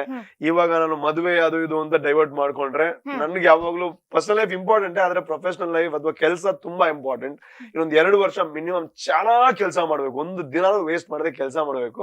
ಇವಾಗ ಮದುವೆ ಅಂತ ಹೋದ್ರೆ ಮತ್ತೆ ಅದಕ್ಕೆ ಸಮಯ ಕೊಡ್ಬೇಕು. ನಾನು ಯಾರನ್ನ ಮದುವೆ ಆಗ್ತೀನಿ ಅವ್ರಿಗೆ ಟೈಮ್ ಕೊಡ್ಬೇಕು. ಎಸ್ಪೆಷಲಿ ಒಂದು ಹುಡುಗಿ ಅಂತ ಬಂದಾಗ ಟೈಮ್ ಕೊಡ್ಬೇಕು. ಸುಮ್ನೆ ಅವ್ರ ಲೈಫ್ಗೂ ನಾನು ತೊಂದರೆ ಮಾಡ್ಬಾರ್ದು ಯಾರೇ ಆದ್ರೂ. ಸೊ ಹಾಗಾಗಿ ಸದ್ಯಕ್ಕೆ ಮದುವೆ ಪ್ಲಾನ್ ನನ್ನ ಹತ್ರ ಇಲ್ಲ. ಅಂಡ್ ನೋಡಿ, ಅರೇಂಜ್ ಮ್ಯಾರೇಜ್ ಲವ್ ಮ್ಯಾರೇಜ್ ಅನ್ನೋಂಥದ್ದಲ್ಲ. ನನ್ನ ಏನ್ ಜೀವನ ಇದೆ, ನಾನು ಜೀವಿಸ್ಬೇಕು, ಬದುಕ್ಬೇಕು ಅಂತಂದ್ರೆ ಕೆಲಸ ಮಾಡ್ಬೇಕು ಅಂತಂದ್ರೆ ಸಿನಿಮಾ ಮಾಡ್ಬೇಕು. ನನ್ ಸಿನಿಮಾ ಅಂದ್ರೆ ನಿಮ್ಗೆ ಗೊತ್ತಿದೆ, ಯಾವಾಗ ಎಲ್ಲಿರ್ತೀನಿ ಅಥವಾ ನನ್ನ ಹೋಸ್ಟಿಂಗ್ ಆಗಿರ್ಬೋದು. ಈ ಎಂಟರ್ಟೈನ್ಮೆಂಟ್ ಫೀಲ್ಡ್ ಅಂದ್ರೆ ಹಂಗೆ, ನಮ್ಗೆಲ್ಲ ಅವಕಾಶ ಸಿಗುತ್ತೆ, ಯಾವಾಗ ಎಲ್ಲ ಹೋಗ್ತೀವಿ. ಇವಾಗೆಲ್ಲ ಮನೇಲಿ ನಾನು ರಾತ್ರಿ ಹೇಳಿ ನಾಳೆ ಬೆಂಗಳೂರಿಗೆ ಹೋಗಿರ್ತೀನಿ. ಸೊ ಮದುವೆ ಆದ್ಮೇಲೆ ಈ ರಿಸ್ಟ್ರಿಕ್ಷನ್ಸ್ ಎಲ್ಲ ನನಗೆ ಕಷ್ಟ ಆಗ್ಲೂಬಹುದು. ಸೊ ಹಾಗಾಗಿ ನಾನು ರೆಡಿ ಸದ್ಯಕ್ಕಿಲ್ಲ. ಅಂಡ್ ಮದುವೆ ಆಗೋರ್ಗು ಅದ್ ಅರ್ಥ ಆಗ್ಬೇಕು. ಅಂದ್ರೆ ನನಗೊಂದು ಬ್ಯಾಕ್ ಬೋನ್ ಆಗಿ ನಿಲ್ಲೋ ಅಂತದ್ದು ಯಾರಾದ್ರೂ ಸಿಕ್ಕಿದ್ರೆ ಫ್ಯೂಚರ್ ಅಲ್ಲಿ I may think about it. But ಸದ್ಯಕ್ಕೆ ಮದುವೆ ಆಲೋಚನೆಗಳಿಲ್ಲ, ಮದುವೆಗೆ ನಾನು ರೆಡಿ ಇಲ್ಲ. ಅಂಡ್ ಮದುವೆಗೆ ನಾನು ಯಾರನ್ನೂ ಹುಡುಕೂ ಇಲ್ಲ ಸದ್ಯಕ್ಕೆ. ಸೇಮ್ ಫೀಲ್ಡ್ ಅಲ್ಲಿ ಇರೋರನ್ನೇ ಆಗ್ಬಿಡಿ ಸರ್, ಒಳ್ಳೆ ಸಜೆಷನ್ ಅಲ್ವಾ? ಅದೇ ಮದುವೆ ಅಂದ್ರೆ ಒಂದೇನು ಅಂತಂದ್ರೆ ಅದು ಹೌದು, ಅದ್ರ ಜೊತೆ ಕ್ಯಾಲ್ಕುಲೇಷನ್ ಅಂತಲ್ಲ. ಅಂದ್ರೆ ಹಿಂಗೆ ಇರ್ಬೇಕು ಹಿಂಗೆ ಆಗ್ಬೇಕು ಅಂತನೂ ಅಲ್ಲ, ಅದು ಮನಸ್ಸಿಂದ ಮನಸ್ಸಿಗಿರೋ ಕನೆಕ್ಷನ್. ಸೊ ನನಗ್ ಅರ್ಥ ಆಗಿ ನನ್ನನ್ನು ಅರ್ಥ ಮಾಡ್ಕೊಂಡವರು ಜೀವನದಲ್ಲಿ ಎಲ್ಲೋ ಒಂದ್ ಕಡೆ ಸಿಕ್ಕಿದ್ರೆ ಫ್ಯೂಚರ್ ಅಲ್ಲಿ ಅದು ಅರೇಂಜ್ ಆಗ್ಬೋದು, ಲವ್ ಆಗ್ಬೋದು. ಆವಾಗ ಆ ಮದುವೆ ಓಕೆ, ನನಗೆ ಆ ಜವಾಬ್ದಾರಿ ತಗೊಳ್ಳೋದಕ್ಕೆ ಐ ಆಮ್ ರೆಡಿ ಅಂತಂದ್ರೆ ನಾನು ಡೆಫಿನೆಟ್ಲಿ ಮದುವೆ ಆಗ್ಬಹುದು. ಓಕೆ, ಸಾನ್ಯಾ ಅಂದ್ರೆ ನೆಕ್ಸ್ಟ್ ಕ್ವಶನ್. ಸಾನ್ಯಾ ಮೇಲೆ ನಿಮ್ಗೆ ಲವ್ ಇಲ್ಲ? ಅಯ್ಯೋ, ಊರಿಗೆ ಬಂದಾಗ್ಲೂ ಅದೇ ಪ್ರಶ್ನೆ. ಕರೆಕ್ಟ್ ಆಗಿ ಪ್ರಶ್ನೆ ಏನು? ಸಾನ್ಯಾ ಮೇಲೆ ನಿಮ್ಗೆ ಲವ್ ಇಲ್ಲ, ನಾನ್ ನಿಮ್ಗೆ ಸಪೋರ್ಟ್ ಮಾಡ್ತಾ ಇದ್ದೀನಿ. ಸಾನ್ಯಾ ಮೇಲೆ ನಿಮ್ಗೆ ಲವ್ವೇ ಇಲ್ವಾ? ಅದೇ ನೀವು ಯಾವ ರೀತಿಯಲ್ಲಿ ಲವ್ ಅಂತ ಕೇಳ್ತಾ ಇದೀರಾ ಅಂತ ಅದ್ರ ಮೇಲೆ ಅರ್ಥ. So we are definitely very good friends, ತುಂಬಾ ಟಚ್ ಅಲ್ಲಿ ಇರುವಂತಹ ಅಂಡ್ ಬೆಸ್ಟ್ ಫ್ರೆಂಡ್ಸ್ ಅಂತ ಏನ್ ಹೇಳ್ತೀವಿ, ತುಂಬಾ ಅದ್ಭುತವಾಗಿರುವಂತಹ ಬೆಸ್ಟ್ ಫ್ರೆಂಡ್ಸ್. ಆ ಬೆಸ್ಟ್ ಫ್ರೆಂಡ್ಸ್ ಒಳಗಡೆ ಇರುವಂತಹ ಲವ್ ಡೆಫಿನೆಟ್ಲಿ ಇದೆ. ಒಂದು ಪ್ರೀತಿ ಅಂತಂದ್ರೆ ಸ್ನೇಹಿತನ ಜೊತೆ ಪ್ರೀತಿ ಇರುತ್ತೆ, ತಂದೆ ಜೊತೆ ಪ್ರೀತಿ ಇರುತ್ತೆ, ಆ ಪ್ರೀತಿ ಡೆಫಿನೆಟ್ಲಿ ಇದೆ. ಆದ್ರೆ ನೀವ್ ಹೇಳುವಂತಹ ಹೆಂಗಂತಾರೆ ಬಾಯ್ ಫ್ರೆಂಡ್ ಗರ್ಲ್ ಫ್ರೆಂಡ್ ಪ್ರೀತಿ ಇಲ್ಲ ನಮ್ಮ ಮಧ್ಯೆ. ನಮ್ಮ ಮಧ್ಯೆ ಇರುವಂತದ್ದು ಬೆಸ್ಟ್ ಫ್ರೆಂಡ್ಸ್ ಅಲ್ಲಿ ಇರುವಂತಹ ಪ್ರೀತಿ. ಸೊ ಅದಕ್ಕೆ ನೀವೇ ಡಿಸೈಡ್ ಮಾಡಿ ಅದಕ್ಕೆ ಎಷ್ಟು ಅಂತ. ನಿಜ ಹೇಳ್ಬೇಕಾ, ನಿಮ್ಮಿಬ್ರ ಬಾಂಡಿಂಗ್ ನನಗೆ ಸಖತ್ ಇಷ್ಟ ಆಗಿರೋದು. ನಿಮ್ಮಿಬ್ರದ್ದು ಫ್ರೆಂಡ್ಶಿಪ್ ಅಂತ ನಾನ್ ಗ್ಯಾರಂಟಿ ಕೊಡಲ್ಲ. ಓಕೆ, ಇಲ್ಲ ಸರ್, ಪಕ್ಕ ಅದು ಫ್ರೆಂಡ್ಶಿಪ್, ಅದು ಅರ್ಥ ಆಗುತ್ತೆ ನಮಗೆ. ಯಾಕಂತ ಹೇಳಿದ್ರೆ ರೂಪೇಶ್ ಶೆಟ್ಟಿ ಅವರಿಗೆ ಆ ಒಂದು ಕನೆಕ್ಷನ್, ನೀವ್ ಹೇಳಿದ್ರಿ ಕೂಡ ಸಾನ್ಯಾ ಜಾಗದಲ್ಲಿ ಬೇರೆ ಯಾರಿದ್ರು ನಂಗೆ ಅದೇ ಕನೆಕ್ಷನ್ ಇರ್ತಿತ್ತು ಅಂತ. ಸೊ ನಿಮ್ದು ಫ್ರೆಂಡ್ಶಿಪ್ ಸರ್. ಬಹುಶಃ ನೀವು ಬಿಗ್ ಬಾಸ್ ಹೋದಾಗ ಗೊತ್ತಾಗುತ್ತೆ ಅಲ್ಲಿನ ಸಿಚುವೇಶನ್ ಹೆಂಗೆ. ಮದ್ವೆ ಆಗ್ಬಿಟ್ಟು ಹೋಗ್ತೀನಿ ಸರ್ ನಾನು. ಬಿಟ್ಟಿದ್ದೀನಿ ಯಾಕಂದ್ರೆ ಮದ್ವೆ ಗಂಡನ್ನೇ ಕಳ್ಕೊಂಡು. ಓಕೆ, ಸೊ ಕೆಲವೊಂದು ವಿಷಯದಲ್ಲಿ ಸುದೀಪ್ ಸರ್ ನಿಮ್ಮನ್ನ ಟಾರ್ಗೆಟ್ ಮಾಡಿದ್ರು ಅಂತ ಅನ್ನಿಸುತ್ತ ನಿಮ್ಗೆ? ಟಾರ್ಗೆಟ್ ಮಾಡೋದು ಅದಕ್ಕೆ ಇದು ಹೆಸರು yeah okay no not at all. Sudeep sir ನನ್ನನ್ನು ಟಾರ್ಗೆಟ್ ಮಾಡ್ಬೇಕಾಗಿರೋ ಅಗತ್ಯತೆ ಅವ್ರಿಗೆ ಇಲ್ಲವೇ ಇಲ್ಲ. ಬಿಕಾಸ್ ಈಸ್ ದ ಅವರಲ್ಲಿ ಆ ಶೋನ ನಡೆಸ್ಕೊಂಡು ಹೋಗುವಂತಹ ಒಂದು ಗೌರವಯುತವಾಗಿರುವಂತಹ ಸ್ಥಾನದಲ್ಲಿರುವಂತಹ ಒಬ್ಬ ಲೀಡರ್ ಅವರಲ್ಲಿ. ಎಸ್. ಸೊ ಅವ್ರು ಏನೇ ಹೇಳಿದ್ರು ನಮಗೆ ಅಂದ್ರೆ ಫಸ್ಟ್ ನನಗೆ ಅನಿಸ್ತಾ ಇತ್ತು ಇವ್ರು ಏನಕ್ಕೆ ನನಗೆ ನೆಗೆಟಿವ್ ಹೇಳ್ತಾರೆ ನನಗಷ್ಟೇ ಜಾಸ್ತಿ ನೆಗೆಟಿವ್ ಹೇಳ್ತಾರೆ ಅಂತ ನನಗೆ ಅನಿಸ್ತಾ ಇತ್ತು. ಬಟ್ ಹೋಗ್ತಾ ನನಗೆ ಅರ್ಥ ಆಯ್ತು ಅವರು ನನಗೆ ನೆಗೆಟಿವ್ ಹೇಳ್ತಾ ಇದ್ದಿದ್ದಲ್ಲ, ಏನ್ ಆಗ್ತಾ ಇದೆ, ನಾನ್ ಏನ್ ಮಾಡ್ತಾ ಇದ್ದೀನಿ ನನಗೆ ಅಂತಲ್ಲ ಎಲ್ಲರಿಗೂ. ಅವರು ಅಲ್ಲಿ ಆ ಕ್ಷಣಕ್ಕೆ ನಮ್ಗೆ ಬೇಜಾರಾಗುತ್ತೆ, ಬೈಯೋ ತರ ಅನ್ಸುತ್ತೆ, ಕೋಪ ಬರುತ್ತೆ, ಬೇಜಾರೆಲ್ಲ ಆಗುತ್ತೆ ಅವ್ರು ನಮ್ಗೆ ಏನೋ ಹೇಳ್ತಾ ಇದಾರೆ ಅಂತ. ಆದ್ರೆ ಹೋಗ್ತಾ ನೀವು ಅದನ್ನ ಕರೆಕ್ಟ್ ಅರ್ಥ ಮಾಡ್ಕೊಂಡ್ರೆ ನಿಮ್ಗೆ ಅರ್ಥ ಆಗುತ್ತೆ ಅವ್ರು ಏನ್ ನಿಮ್ಗೆ ಹಿಂಟ್ ಕೊಟ್ರು. ಸೊ ನನಗೆ ಆಕ್ಚುಲಿ ಹೇಳ್ಬೇಕು ಅಂತಂದ್ರೆ ಸುದೀಪ್ ಸರ್ ಟಾರ್ಗೆಟ್ ಮಾಡಿದ್ದಲ್ಲ, ನಾನು ವಿನ್ ಆಗಬೇಕಾದ್ರೆ ಯಾವ ಪಥದಲ್ಲಿ ಸಾಗಬೇಕು, ನಾನ್ ಏನ್ ಮಾಡ್ತಾ ಇದೀನಿ ಅನ್ನುವಂತಹ ಹಿಂಟ್ಗಳನ್ನ ಅವ್ರು ಕೊಡ್ತಾ ಇದ್ರು. ಅಂದ್ರೆ ನನ್ ಫೋಕಸ್ ಎಲ್ಲ ಹೋಗ್ತಾ ಇದೆ ಅಥವಾ ನಾನು ಏನ್ ಫೋಕಸ್ ಮಾಡ್ಬೇಕು, ನಾನು ಏನ್ ಒಂದಿನ ಬಂದು ಹೇಳಿದ್ರು ನನಗೆ ಮನೆ ನನ್ಗೆ ಅಂತ ಒಂದು ಮೂವರ್ಗೆ ನೀವು ಕ್ಯಾಪ್ಟನ್ ಆಗಿಲ್ಲ, ಉತ್ತಮ ಸಿಕ್ಕಿಲ್ಲ, ಕಿಚನ್ ಚಪ್ಪಾಳೆ ಸಿಕ್ಕಿಲ್ಲ, ಕಳಪೆ ಆಗಿಲ್ಲ, ಮತ್ತೆ ಈ ಮನೇಲಿ ಇದೇನ್ ಪ್ರಯೋಜನ ಅಂತ ಕೇಳಿದ್ರು. ನಿಮ್ದು ಏನು ಡಿಫ್ರೆನ್ಸ್ ಆಗ್ತಾ ಇಲ್ಲ ಮನೆಗೆ ಅಂತ. ಬಟ್ ಆ ಕ್ಷಣಕ್ಕೆ ನಮ್ಗೆ ಏನ್ ಅನ್ಸುತ್ತೆ, ನಾವ್ ಇಷ್ಟ ಚೆನ್ನಾಗ್ ಆಡಿದ್ರು ನಮ್ಗೇನು ಹಿಂಗ್ ಹೇಳಿದ್ರು ನೆಗೆಟಿವ್ ಆಗಿ ಅಂತ ಅನ್ಸುತ್ತೆ. ಆದ್ರೆ ಅದೇ ನಮ್ಗೆ ಒಳಗಡೆ ಒಂದು ಕಿಚ್ಚನ್ನ ಕ್ರಿಯೇಟ್ ಮಾಡುತ್ತೆ, ಒಂದು ಕಿಚ್ಚು ಶುರುವಾಗುತ್ತೆ. ನನಗೆ ನೆಕ್ಸ್ಟ್ ವಾರ ಟಾಸ್ಕ್ ಅಲ್ಲಿ ನಾನು ಸಕ್ಕದ ಪರ್ಫಾರ್ಮ್ ಮಾಡಿದೆ. ಏನಕ್ಕೆ ಅಂತಂದ್ರೆ ನನಗೆ ಉತ್ತಮ ಸಿಗ್ಬೇಕು, ನನ್ ಕ್ಯಾಪ್ಟನ್ಸಿ ಸಿಗಬೇಕು, ನನ್ ಕಿಚ್ಚನ್ ಚಪ್ಪಾಳೆ ಸಿಗ್ಬೇಕು ಅನ್ನೋದು ತಲೆಗೆ ಬಂತು, ಅದ್ರ ಇಂಪಾರ್ಟೆನ್ಸ್ ಏನು ಅಂತ. ಹಂಗಂದ್ರೆ ನೀವು ಅವ್ರು ನನಗೆ ಬೈತಾ ಇದಾರೆ ಅಂತ ಅಂದ್ಕೊಂಡ್ರೆ ನಾನೊಬ್ಬ ಮೂರ್ಖ. ಇಲ್ಲ ಅವ್ರು ನನಗೆ ಏನೋ ಹೇಳೋದಕ್ಕೆ ಟ್ರೈ ಮಾಡ್ತಾ ಇದಾರೆ ಅಂತ ನಾನು ಅರ್ಥ ಮಾಡ್ಕೊಂಡ್ರೆ ಆವಾಗ ನಾನು ಬುದ್ಧಿವಂತ ಆಗ್ತೀನಿ. ಸೊ ಹಾಗಾಗಿ ಅವ್ರು ನನ್ನ ಟಾರ್ಗೆಟ್ ಬಿಡಿ, ಅವ್ರಿಗೆ ಅಗತ್ಯನೇ ಇಲ್ಲ ಆತರ ಹೇಳೋದು. ಬಟ್ ಅವ್ರು ನನ್ನ ತುಂಬಾ ಸಪೋರ್ಟ್ ಮಾಡೋದು ಅಂತ ಹೇಳೋದು ಇಷ್ಟಪಡ್ತೀನಿ. Very nice. So Rupesh Shetty ಅವರ ಮನಸ್ಸಲ್ಲಿ ಕಿಚ್ಚು ಬರ್ಲಿಕ್ಕೆ ಕಿಚ್ಚ ಕಾರಣ ಅಂತ ಹೇಳ್ತಾ ಇದ್ದೀನಿ. Very nice. ಸೊ ಈಗ this or that yes or no side sir. Okay, so ನಾನು ಆಪ್ಷನ್ ಕೊಡ್ತೇನೆ 2, ಅದರಲ್ಲಿ ಒಂದು ನೀವು ಚೂಸ್ ಮಾಡ್ಬೇಕು. ಚೆನ್ನಾಗಿದೆ ಅಲ್ವಾ ಆಟ? ಚೆನ್ನಾಗಿದೆ. ಎಸ್. ನಿಮ್ಮ ಹೆಚ್ಚಿನ ಕಾನ್ಸಂಟ್ರೇಷನ್ ಆಂಕರಿಂಗ್ ಮೇಲೆ ಇರುತ್ತೆ, ಆಕ್ಟಿಂಗ್ ಮೇಲೆ ಇರುತ್ತೆ? Anchor or actor? ನಾನು ಆಗ್ಲೇ ಇದಕ್ಕೆ ಉತ್ತರ ಕೊಟ್ಟೆ, ಬಟ್ ಡೆಫಿನೆಟ್ಲಿ ಆಕ್ಟರ್ ಆಗಿ ನಾನು ಜಾಸ್ತಿ ಫೋಕಸ್ ಮಾಡಲೇಬೇಕಾಗಿದೆ. ಬಿಕಾಸ್ ಆಂಕರಿಂಗ್ ಅನ್ನೋದು ಒಂದು ದಿನದ ಕೆಲಸ ಆಗಿರುತ್ತೆ. ಒಂದು ಸಿನಿಮಾ ಒಪ್ಕೊಳ್ಳೋದು ಅಂತಂದ್ರೆ ಅದು 1 ರಿಂದ 1.5 ವರ್ಷದ ಎಫರ್ಟ್ ಆಗಿರುತ್ತೆ. ಸೊ ಹಾಗಾಗಿ ನನ್ನ ಪ್ರಕಾರ ಸಿನಿಮಾ ಜಾಸ್ತಿ ಫೋಕಸ್ ಕೊಡ್ಲೇಬೇಕಾಗುತ್ತೆ. Very nice. So coastal wood sandalwood ಯಾವ್ದ್ರಲ್ಲಿ ನಿಮ್ಮನ್ನ ಹೆಚ್ಚು ನೋಡಬಹುದು? ಇದು depending upon the script. Because ಇದಕ್ಕೆ ನಾನು ದಿಸ್ ಫಾರ್ ದಟ್ ಹೇಳಕ್ ಆಗಲ್ಲ. ಬಿಕಾಸ್ ನನಗೆ ಕನ್ನಡ ಸಿನಿಮಾ ಮಾಡ್ಬೇಕು ಅಂತ ಇದೆ, ತುಳು ಸಿನಿಮಾ ಮಾಡ್ಬೇಕು ಅಂತ ಇದೆ. ಬಟ್ ಸುಮ್ನೆ ಯಾವ ಸಿನಿಮಾ ಮಾಡಿದ್ರು ಅದ್ರಲ್ಲಿ ಅರ್ಥ ಇಲ್ಲ. ಒಂದು ಒಳ್ಳೆ ಸ್ಕ್ರಿಪ್ಟ್ ಕನ್ನಡದಲ್ಲಿ ಬಂದ್ರು ತುಳುವಲ್ಲಿ ಬಂದ್ರು ನಾನು ಖಂಡಿತವಾಗ್ಲೂ ಮಾಡ್ತೀರಾ. ಸೊ ಬಿಗ್ ಬಾಸ್ OTT ಅಥವಾ ಬಿಗ್ ಬಾಸ್ ಟಿವಿ ಸೀಸನ್ ಯಾವ್ದ್ರಲ್ಲಿ ತುಂಬಾ ಎಂಜಾಯ್ ಮಾಡಿದ್ದೀರಾ? ನಾನೊಂದು ಟಿವಿ ಸೀಸನ್ ಶುರುನಲ್ಲಿ ನನ್ಗೆ OTT ಬೆಸ್ಟ್ ಅಂತ ಫೀಲ್ ಆಗ್ತಾ ಇತ್ತು. ಬಟ್ ಹೋಗ್ತಾ ಟಿವಿ ಸೀಸನ್ ನನ್ಗೆ ತುಂಬಾ ಸ್ಪೆಷಲ್ ಅಂತ ಹೇಳೋದಕ್ಕೆ ಇಷ್ಟಪಡ್ತೀನಿ. ಏನಕ್ಕೆ ಅಂತಂದ್ರೆ OTT ಅಲ್ಲಿ it was like comfortable zone ಅಲ್ಲಿ ಇದ್ದೆ ನಾನು. ಒಂದ್ ಸ್ವಲ್ಪ ನನ್ನ ಫ್ರೆಂಡ್ಸ್ ಇದ್ರು, ನಂದೇ ಏಜ್ ಗ್ರೂಪ್ ಅವರಿದ್ರು, ನನ್ನ ಮಾತುಗಳು ಅರ್ಥ ಆಗುವಂತ ಏಜ್ ಗ್ರೂಪ್ ಅವರಿದ್ರು, ಅದು ಅವ್ರ ಮಾತು ನನಗೆ ಅರ್ಥ ಆಗ್ತಾ ಇತ್ತು. ಬಟ್ ಸೀಸನ್ 9 ಈ ವರ್ಷದ್ದು ಇಟ್ ವಾಸ್ ಎಲ್ಲಾ ಹಳೆಯ ಹುಲಿಗಳೆಲ್ಲ ಬಂದಿರುವಂತಹ ಸೀಸನ್. ಇಲ್ಲಿ ತನಕದ ಟಫೆಸ್ಟ್ ಸೀಸನ್ ಅಂದ್ರೆ ಈ ಸೀಸನ್. ಕೆಲವೊಂದು ಸೀಸನ್ ಗಳಲ್ಲಿ ಟಾಪ್ 1 ಟಾಪ್ 2 ಆಗ್ತಾರೆ, ಎಲ್ಲಾ ಸೀಸನ್ ಗಳಲ್ಲಿ ಟಾಪ್ 1 ಟಾಪ್ 2 ಆಗ್ತಾರೆ. ಈ ಸೀಸನ್ ಅಲ್ಲಿ ಮಾತ್ರ ಆಲ್ರೆಡಿ ಟಾಪ್ 2 ಆಗಿರೋರು ಬಂದಿದ್ರು, ಟಾಪ್ 3 ಬಂದಿದ್ರು, ಟಾಪ್ 4 ಬಂದಿದ್ರು. ಅವ್ರ ಮಧ್ಯೆ ಗೆಲ್ಲೋದು it is very special. TV season 9. Very nice. So ಸಿಟ್ಟು ಬಂದಾಗ ರೂಪೇಶ್ ಶೆಟ್ಟಿ ಅವರು ಹೇಗೆ ಕಂಟ್ರೋಲ್ ಮಾಡ್ತಾ ಇದ್ರಿ? ಅಲ್ಲಿ ನಿಮ್ಗೆ ಸಿಟ್ಟು ಬರ್ತಾ ಇತ್ತಾ? ನಾನು ಅಲ್ಲಿ ಅಂದ್ರೆ ಕಂಟ್ರೋಲ್ ಮಾಡಕ್ಕೆ ಆತರ ಏನು ನಾನು ಟ್ರೈ ಮಾಡಿಲ್ಲ. ಬಿಕಾಸ್ ನನಗೆ ಏನ್ ಅನ್ಸುತ್ತೆ ಅದನ್ನ ಮಾಡ್ತೀನಿ ಅನ್ನೋ ಅನ್ಸುತ್ತೆ. ನಾನು ಫಿಕ್ಸ್ ಆಗಿದೆ ಅನ್ನೋದಕ್ಕಿಂತಲೂ ನನ್ಗೇನ್ ಮನ್ಸು ಹೇಳುತ್ತೆ, ನಿನ್ನ ಹಿಂಗ್ ರಿಯಾಕ್ಟ್ ಮಾಡ್ಬೇಕು ಅಂತ ಮನ್ಸು ಹೇಳಿದ್ರೆ ಹಂಗ್ ರಿಯಾಕ್ಟ್ ಮಾಡ್ತಾ ಇದ್ದೆ. ನಾನು ತಪ್ಪು ಅಂತ ಅನ್ಸಿದಾಗ ತಪ್ಪು ಅಂತ ಹೇಳ್ತೀನಿ ಅಲ್ಲಿ. ಅಂಡ್ ಕೆಲವೊಂದ್ಸಲ ತಪ್ಪು ಅಂತ ಅನ್ಸಿನೂ ಕೂಡ ಅವ್ನಿಗೆ ಈ ತರ ಏನಕ್ಕೆ ಹೇಳೋದು, ಈ ತರ ಸಾಫ್ಟ್ ಆಗಿ ಹೇಳ್ಬೋದು ಅಂತ ಅನ್ಸಿದಾಗ ಹಂಗೆ ಹೇಳಿದೀನಿ. ಅಂಡ್ ಕೋಪ ಬಂದಾಗ ಅದು ಕೋಪ ಮಾಡ್ಬೇಕು ಅಂತ ಮಾಡಿದ್ದಲ್ಲ, ಅದೇನೋ ಅಲ್ಲಿ ನಿಮ್ಗೆ ಅದು ಇಲ್ಲಿಂದ ಹೇಳಿದಾಗ ಅರ್ಥ ಆಗಲ್ಲ. ಅಲ್ಲಿ ನಿಮ್ಗೆ ಟಾಸ್ಕ್ ಬಂದಾಗ ಊಟ ಇರಲ್ಲ ಸರಿಯಾಗಿ. ನಿಮ್ಗೆ ಊಟ ಇಲ್ಲದೆ ಇದ್ರೆ ನೀವು ಬೇಕಾದ್ರೆ 2 ದಿನ ಊಟ ಕರೆಕ್ಟ್ ಆಗಿ ಮಾಡದೆ ನೋಡಿ.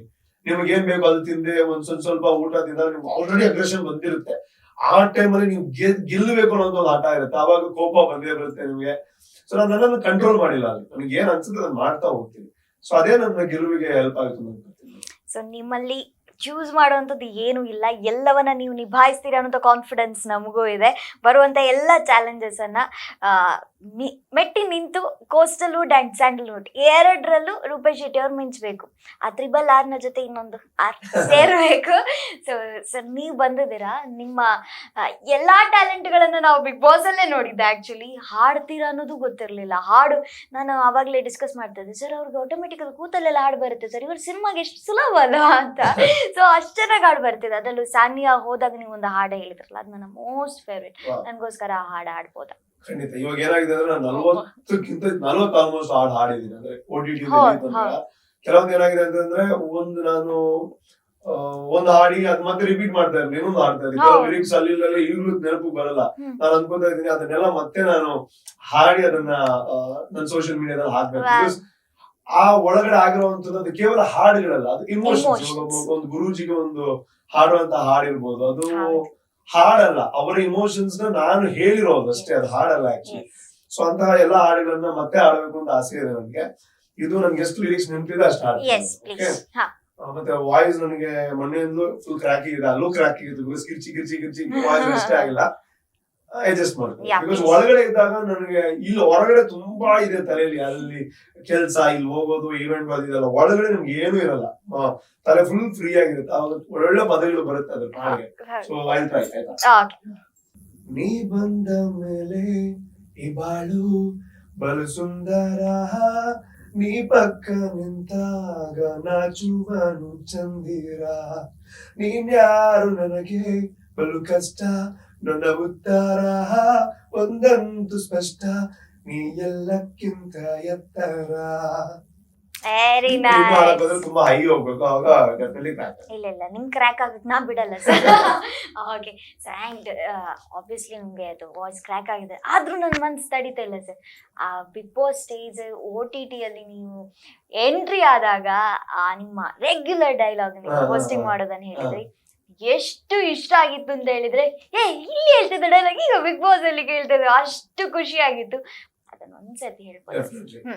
ನನ್ನ ಆಂಕರಿಂಗ್ ಜೀವನ ಶುರುವಾಗಿದ್ದ ಆ ಡೈಲಾಗ್ ಬೈದನಂಚಿನ ಮಾತ ಅಣ್ಣನಗ್ಲಿಗ ಬೈದನಂಚಿನಲ್ಲ, ನಮ್ಮ ಇದು ಟಿವಿ ನೋಡ್ತಾರೆ ಸ್ಪಂದನ ತೋಂದು ಮಾತ ಅಣ್ಣನಗ್ಲಿಗೆ ಅಕ್ಕನಗ್ಲಿಗೆ ಅಮ್ಮನಗ್ಲಿಗೆ ಆಂಟಿನಗ್ಲಿಗೆ ಅಂಕನಗ್ಲಿಗೆ ಅಜ್ಜನಗ್ಲಿಗೆ ಅಜ್ಜನಗ್ಲಿಗೆ ದೊಡ್ಡನಗ್ಲಿಗೆ ಚಿಕ್ಕನಗ್ಲಿಗೆ ಚಿಕ್ಕಮನಗ್ಲಿಗೆ ಮಲ್ಲಗ್ಲಿಗೆ ಎಲ್ಲಗ್ಲಿಗೆ ಇಲ್ಲದಕ್ಕೆ ಬರಿತದಾಗ್ಲಿಗೆ ಮಾತ್ರ. ನಮಸ್ಕಾರ. Very nice. ತುಂಬಾ ತುಂಬಾ ತುಂಬಾ ತುಂಬಾ ಖುಷಿ ಆಯ್ತು ಸರ್ ನಿಮ್ಮನ್ನ ಮೀಟ್ ಆಗಿ. ಸೊ ಫಸ್ಟ್ ದಿನದಿಂದ ಬಿಗ್ ಬಾಸ್ ಫಿನಾಲೆವರೆಗೂ ನಾವೊಂದು ಬಿಗ್ ಬಾಸ್ ನೋಡ್ತಾ ಇದ್ದೇವೆ ಅಂತ ಹೇಳಿದ್ರೆ ಅದು only because of you. So ನಿಮ್ಮನ್ನ ನೋಡ್ಲಿಕ್ಕೆ, ನಿಮ್ಮನ್ನ ಎಂಕರೇಜ್ ಮಾಡಕ್ಕೆ, ನಿಮ್ಮ ಇಮೋಷನ್ಸ್ ಅನ್ನ ನಾವು ಫೀಲ್ ಮಾಡ್ಕೊಳಕ್ಕೆ ನಾವು ಒಂದು ಸಿನಿಮಾವನ್ನ ಹೇಗೆ ಎಂಜಾಯ್ ಮಾಡ್ತೇವೆ ನೋಡಿ ಪ್ರತಿ ಕ್ಲೈಮ್ಯಾಕ್ಸ್ ವರೆಗೂ, ಹಾಗೆ ನಾವು ನಿಮ್ಮ ಪ್ರತಿ ಸೀಸನ್ ನ ಪ್ರತಿ ಘಟ್ಟವನ್ನ ನಾವು ಎಂಜಾಯ್ ಮಾಡಿದ್ದೇವೆ. ಬಹಳ ಬಹಳ ಬಹಳ ಖುಷಿ ಇದೆ, ಅದ್ರ ಜೊತೆಗೆ ಹೆಮ್ಮೆ ಇದೆ. ನೀವು ಕಪ್ ಸಿಗೋವರೆಗೆ ನಮ್ ಹಾರ್ಟ್ ಬೀಟ್ ಹಿಂಗಾಗಿತ್ತು ಸರ್. ಸೊ ತುಂಬಾ ಖುಷಿ ಆಯ್ತು ನಿಮ್ಮನ್ನ ಮೀಟ್ ಆಗಿ. ನನಗೆ ಎಕ್ಸೈಟ್ಮೆಂಟ್ ತಡ್ಕೊಳಿಕ್ ಆಗ್ತಿಲ್ಲ ಸರ್. ನೀವೇನ್ ಹೇಳ್ತೀರಿ ಸರ್, ಹೇಗ ಅನ್ನಿಸ್ತು? ನನ್ಗೆ ಓವರ್ ಅದೇ, ನಾನು ಮಂಗಳೂರಿಗೆ ಮೊನ್ನೆ ಒಂದ್ 2 ದಿನ ಬಂದು ಹೋಗಿದ್ದೆ. ಅಲ್ಲಿ ಕಾರ್ಯಕ್ರಮಗಳೆಲ್ಲ ಇದ್ದಿದ್ರಿಂದ ಟಿವಿ ಚಾನಲ್ಗಳ ಜಾಸ್ತಿ ಬರೋದಕ್ಕೆ ಆಗಿರ್ಲಿಲ್ಲ. But Spandana is always special to me because ಇಲ್ಲಿರುವಂತಹ ಸ್ಟಾಫ್ಗಳು, ಸ್ಪಂದನದ ಸ್ಟಾಫ್ ಅನ್ನೋದಕ್ಕಿಂತಲೂ ನನ್ನ ಫ್ರೆಂಡ್ಸ್ ಜಾಸ್ತಿ ಇದಾರೆ. ಗುರುಬಾಯ್ ಆಗಿರ್ಬೋದು, ಸರಸ್ವತಿ ಮೇಡಮ್ ಆಗಿರ್ಬೋದು, ನನಗೆ ಸಪೋರ್ಟ್ ಹಿಂದಿನಿಂದಲೂ ಮಾಡ್ತಾ ಇದ್ದಂಥವ್ರು. ಸೊ ಸ್ಪಂದನದ ಬಗ್ಗೆ ನಾನು ಹೇಳ್ಬೇಕು ಅಂತಂದ್ರೆ, ಇಲ್ಲಿಗೆ ಇವತ್ತು ನಾನು ಬಂದಿರೋದು 2-3 ದಿನಕ್ಕೆ ಬಂದಿರೋದು. ಇವಾಗ ಇಲ್ಲಿ ಕಾರ್ಯಕ್ರಮಗಳಿದೆ, ಬಟ್ ನಾನು ಬಂದಾಗಲೇ ಹೇಳಿದ್ದೆ ನೆಕ್ಸ್ಟ್ ಬಂದಾಗ ಡೆಫಿನೆಟ್ಲಿ ಸ್ಪಂದನಕ್ಕೆ ಬರ್ತೀನಿ ಅಂತ. ಇಟ್ಸ್ ಮೈ ರೆಸ್ಪಾನ್ಸಿಬಿಲಿಟಿ ಬಿಕಾಸ್ ನೀವು ಅಷ್ಟೊಂದೆಲ್ಲ ಸಪೋರ್ಟ್ ಮಾಡಿದೀರಾ, ಅಷ್ಟೊಂದೆಲ್ಲ ಪ್ರೀತಿ ತೋರಿಸಿದೀರಾ. ಅಂಡ್ ನಾನ್ ಗೆಲ್ಬೇಕು ಅಂತಂದ್ರೆ ಅಲ್ಲಿ ಆಟ ಆಡೋದು ಮಾತ್ರ ನನ್ನ ಕೈಲಿರುವಂತದ್ದು. ಬಟ್ ಗೆಲ್ಲೋದು ನಾನಲ್ಲ, ಗೆಲ್ಸೋದು ಜನ. ಬಿಕಾಸ್ ವೋಟ್ ಹಾಕಿದ್ರಷ್ಟೇ ಗೆಲ್ಲೋದಕ್ಕೆ ಸಾಧ್ಯ. ಸೊ ಅದಕ್ಕೆ ಸ್ಪಂದನದ ಈ ನೀವೇನು ಇಲ್ಲಿ ನನ್ನ ಫ್ರೆಂಡ್ಸ್ ಇದೀರಾ, ನೀವು ಸಪೋರ್ಟ್ ಮಾಡಿದೀರಾ. ಸೊ ನಿಮಗೂ ಥ್ಯಾಂಕ್ಸ್ ಹೇಳೋದು ನನ್ನ ಕರ್ತವ್ಯ. ಅಂಡ್ ಸ್ಪಂದನದ ಮುಖೇನ ನನ್ನ ತುಳುನಾಡಿನ ಜನರಿಗೆ ಥ್ಯಾಂಕ್ಸ್ ಹೇಳೋದು ನನ್ನ ಕರ್ತವ್ಯ. So thank you. ನಿಮ್ಮ ಸಮಯ ನನಗೆ ಕೊಟ್ರಿ, ನನ್ನ ಸಮಯ ಕೊಡೋದಕ್ಕಿಂತ ನೀವು ಫ್ರೀ ಮಾಡ್ಕೊಂಡು ನನಗೆ ಸಮಯ ಕೊಟ್ರಿ. And thank you. ಅಂಡ್ ಒಳ್ಳೇದಾಗ್ಲಿ. ಅಂಡ್ ನಿಮ್ಗೂ ಒಳ್ಳೇದಾಗ್ಲಿ, ಸ್ಪಂದನ ಚಾನಲ್ಗೆ ಒಳ್ಳೇದಾಗ್ಲಿ. ಇನ್ನಷ್ಟು ಒಳ್ಳೆ ಕೆಲಸಗಳನ್ನ ಮಾಡುವಂತಹ ಒಂದು ಅವಕಾಶ ಸ್ಪಂದನಕ್ಕೂ ಸಿಗುತ್ತಾರೆ. ತುಂಬಾ ತುಂಬಾ ತುಂಬಾ ಖುಷಿ ಆಯ್ತು ಅಂಡ್ ತುಂಬಾ ಹೊತ್ತು ಮಾತಾಡಿದ್ದು ಆಕ್ಚುಲಿ ಎಷ್ಟು ಹೊತ್ತಾಯ್ತು ನನಗೆ ವಾಚ್ ಇಲ್ಲ ಅಲ್ವಾ? So, ಎಷ್ಟು ಗಂಟೆ ಆಯ್ತು ಗೊತ್ತಿಲ್ಲ. ಎಸ್. ಸೊ ಟ್ರೋಫಿ ನಿಮ್ಗೆ ಎಷ್ಟು ಸ್ಪೆಷಲ್, ಅದ್ರ ಜೊತೆಗೆ ನಿಮ್ಗೆ ಈಗ ಬಂದಿರುವಂತ ರೆಸ್ಪಾನ್ಸಿಬಿಲಿಟಿ ಅಷ್ಟೇ ಸ್ಪೆಷಲ್. ಇಷ್ಟು ಪ್ರೀತಿ ಸಿಕ್ಕಿದೆ, ಇಷ್ಟು ಅಭಿಮಾನ ಸಿಕ್ಕಿದೆ, ಇದೆಲ್ಲವನ್ನ ಉಳಿಸುವಂತ ಶಕ್ತಿ ದೇವರು ಕೊಡ್ಲಿ ಅಂತ ಹೇಳ್ತಾ ನಾವು ಅಜ್ಜನಲ್ಲಿ ಪ್ರೇ ಮಾಡ್ತೇವೆ. ರೂಪೇಶ್ ಶೆಟ್ಟಿ ಅವರು ನಮ್ಮ ಒಂದು ಇಲ್ಲಿಯ ಹುಡುಗ ದೊಡ್ಡ ಸ್ಟಾರ್ ಆಗಿ ಮಿಂಚಬೇಕು. ಪ್ರತಿ ಸರ್ತಿ ವಾರಕ್ಕೊಂದು ಸಿನಿಮಾ ನೋಡ್ಬೇಕು ಅವ್ರದ್ದು, ನಾವು ಹಾಗೆ ಆಗ್ಬೇಕು ಸರ್ ನೀವು. Thank you so much. ಕೊರಗಜ್ಜನಿಗೂ ನಾನು ಥ್ಯಾಂಕ್ಸ್ ಹೇಳ್ತೀನಿ, ಬಿಕಾಸ್ ಅವರ ಆಶೀರ್ವಾದದಿಂದ ಇದೆಲ್ಲ ಆಗ್ತಾ ಇರುವಂತದ್ದು. ಆಶೀರ್ವಾದ ನಿಮ್ಗೂ ಸಿಗ್ಲಿ, ಎಲ್ಲರಿಗೂ ಸಿಗ್ಲಿ, ಒಳ್ಳೆದಾಗ್ಲಿ. Thank you. Yes, thank you sir. So ನೋಡಿದ್ರಲ್ಲ, ಇವತ್ತು ರೂಪೇಶ್ ಶೆಟ್ಟಿ ಅವರಿಗೆ ನಾನೊಂದು ಅವರ ಫಾಲೋವರ್ ಆಗಿ ಏನೆಲ್ಲ ಕ್ವಶನ್ ಕೇಳಬೇಕಿತ್ತು ಎಲ್ಲವನ್ನ ಕೇಳಿದ್ರೆ ನನ್ನ ಮನಸ್ಸು ಕೂಡ ಹಗುರಾಗಿದೆ. ಇವತ್ತು ನಾನು ಆಕ್ಚುಲಿ ಬಿಗ್ ಬಾಸ್ ಸೀಸನ್ 9 ಇಂದ ಹೊರಗಡೆ ಬಂದದ್ದು. ಸೊ ಇಷ್ಟು ಖುಷಿಯ ಜೊತೆಗೆ ಇವತ್ತಿನ ಕಾರ್ಯಕ್ರಮ ಎಂಡ್ ಮಾಡ್ತಾ ಇದ್ದೇನೆ. ಸೊ ನಮ್ಮ ರಾಕ್ ಸ್ಟಾರ್ ರಾಕಿಂಗ್ ಆಗಬೇಕು, ಅದನ್ನ ನಾವು ಮಾಡಬೇಕು. ಎಸ್, ಇಷ್ಟೊತ್ತು ಕಾರ್ಯಕ್ರಮ ನೋಡಿದವರಿಗೆ ಎಲ್ರಿಗೂ ಕೂಡ ಥ್ಯಾಂಕ್ ಯು. ಸುದ್ದಿ ಹಾಗೂ ಮನೋರಂಜನೆಗಾಗಿ ನಿರಂತರವಾಗಿ ನೋಡ್ತಾ ಇರಿ ನಿಮ್ಮ ನೆಚ್ಚಿನ ಸ್ಪಂದನ ಟಿವಿ. ನಮಸ್ಕಾರ.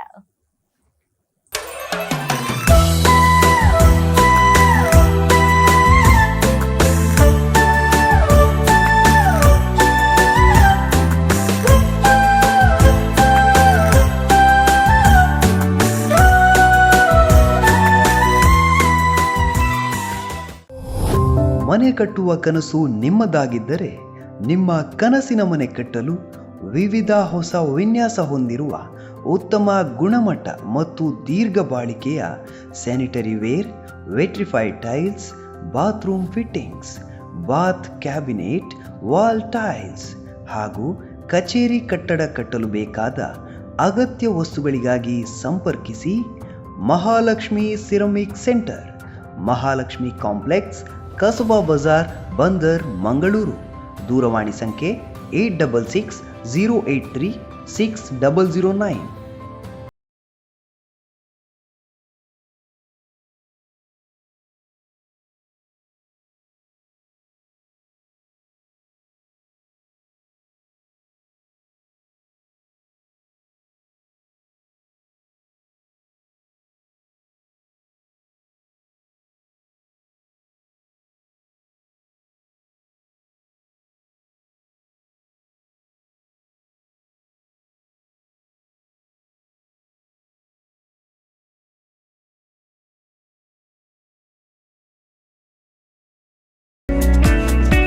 Big sale at Epoxy Resin Art Furniture. Exciting discounts up to 25% on all your purchases.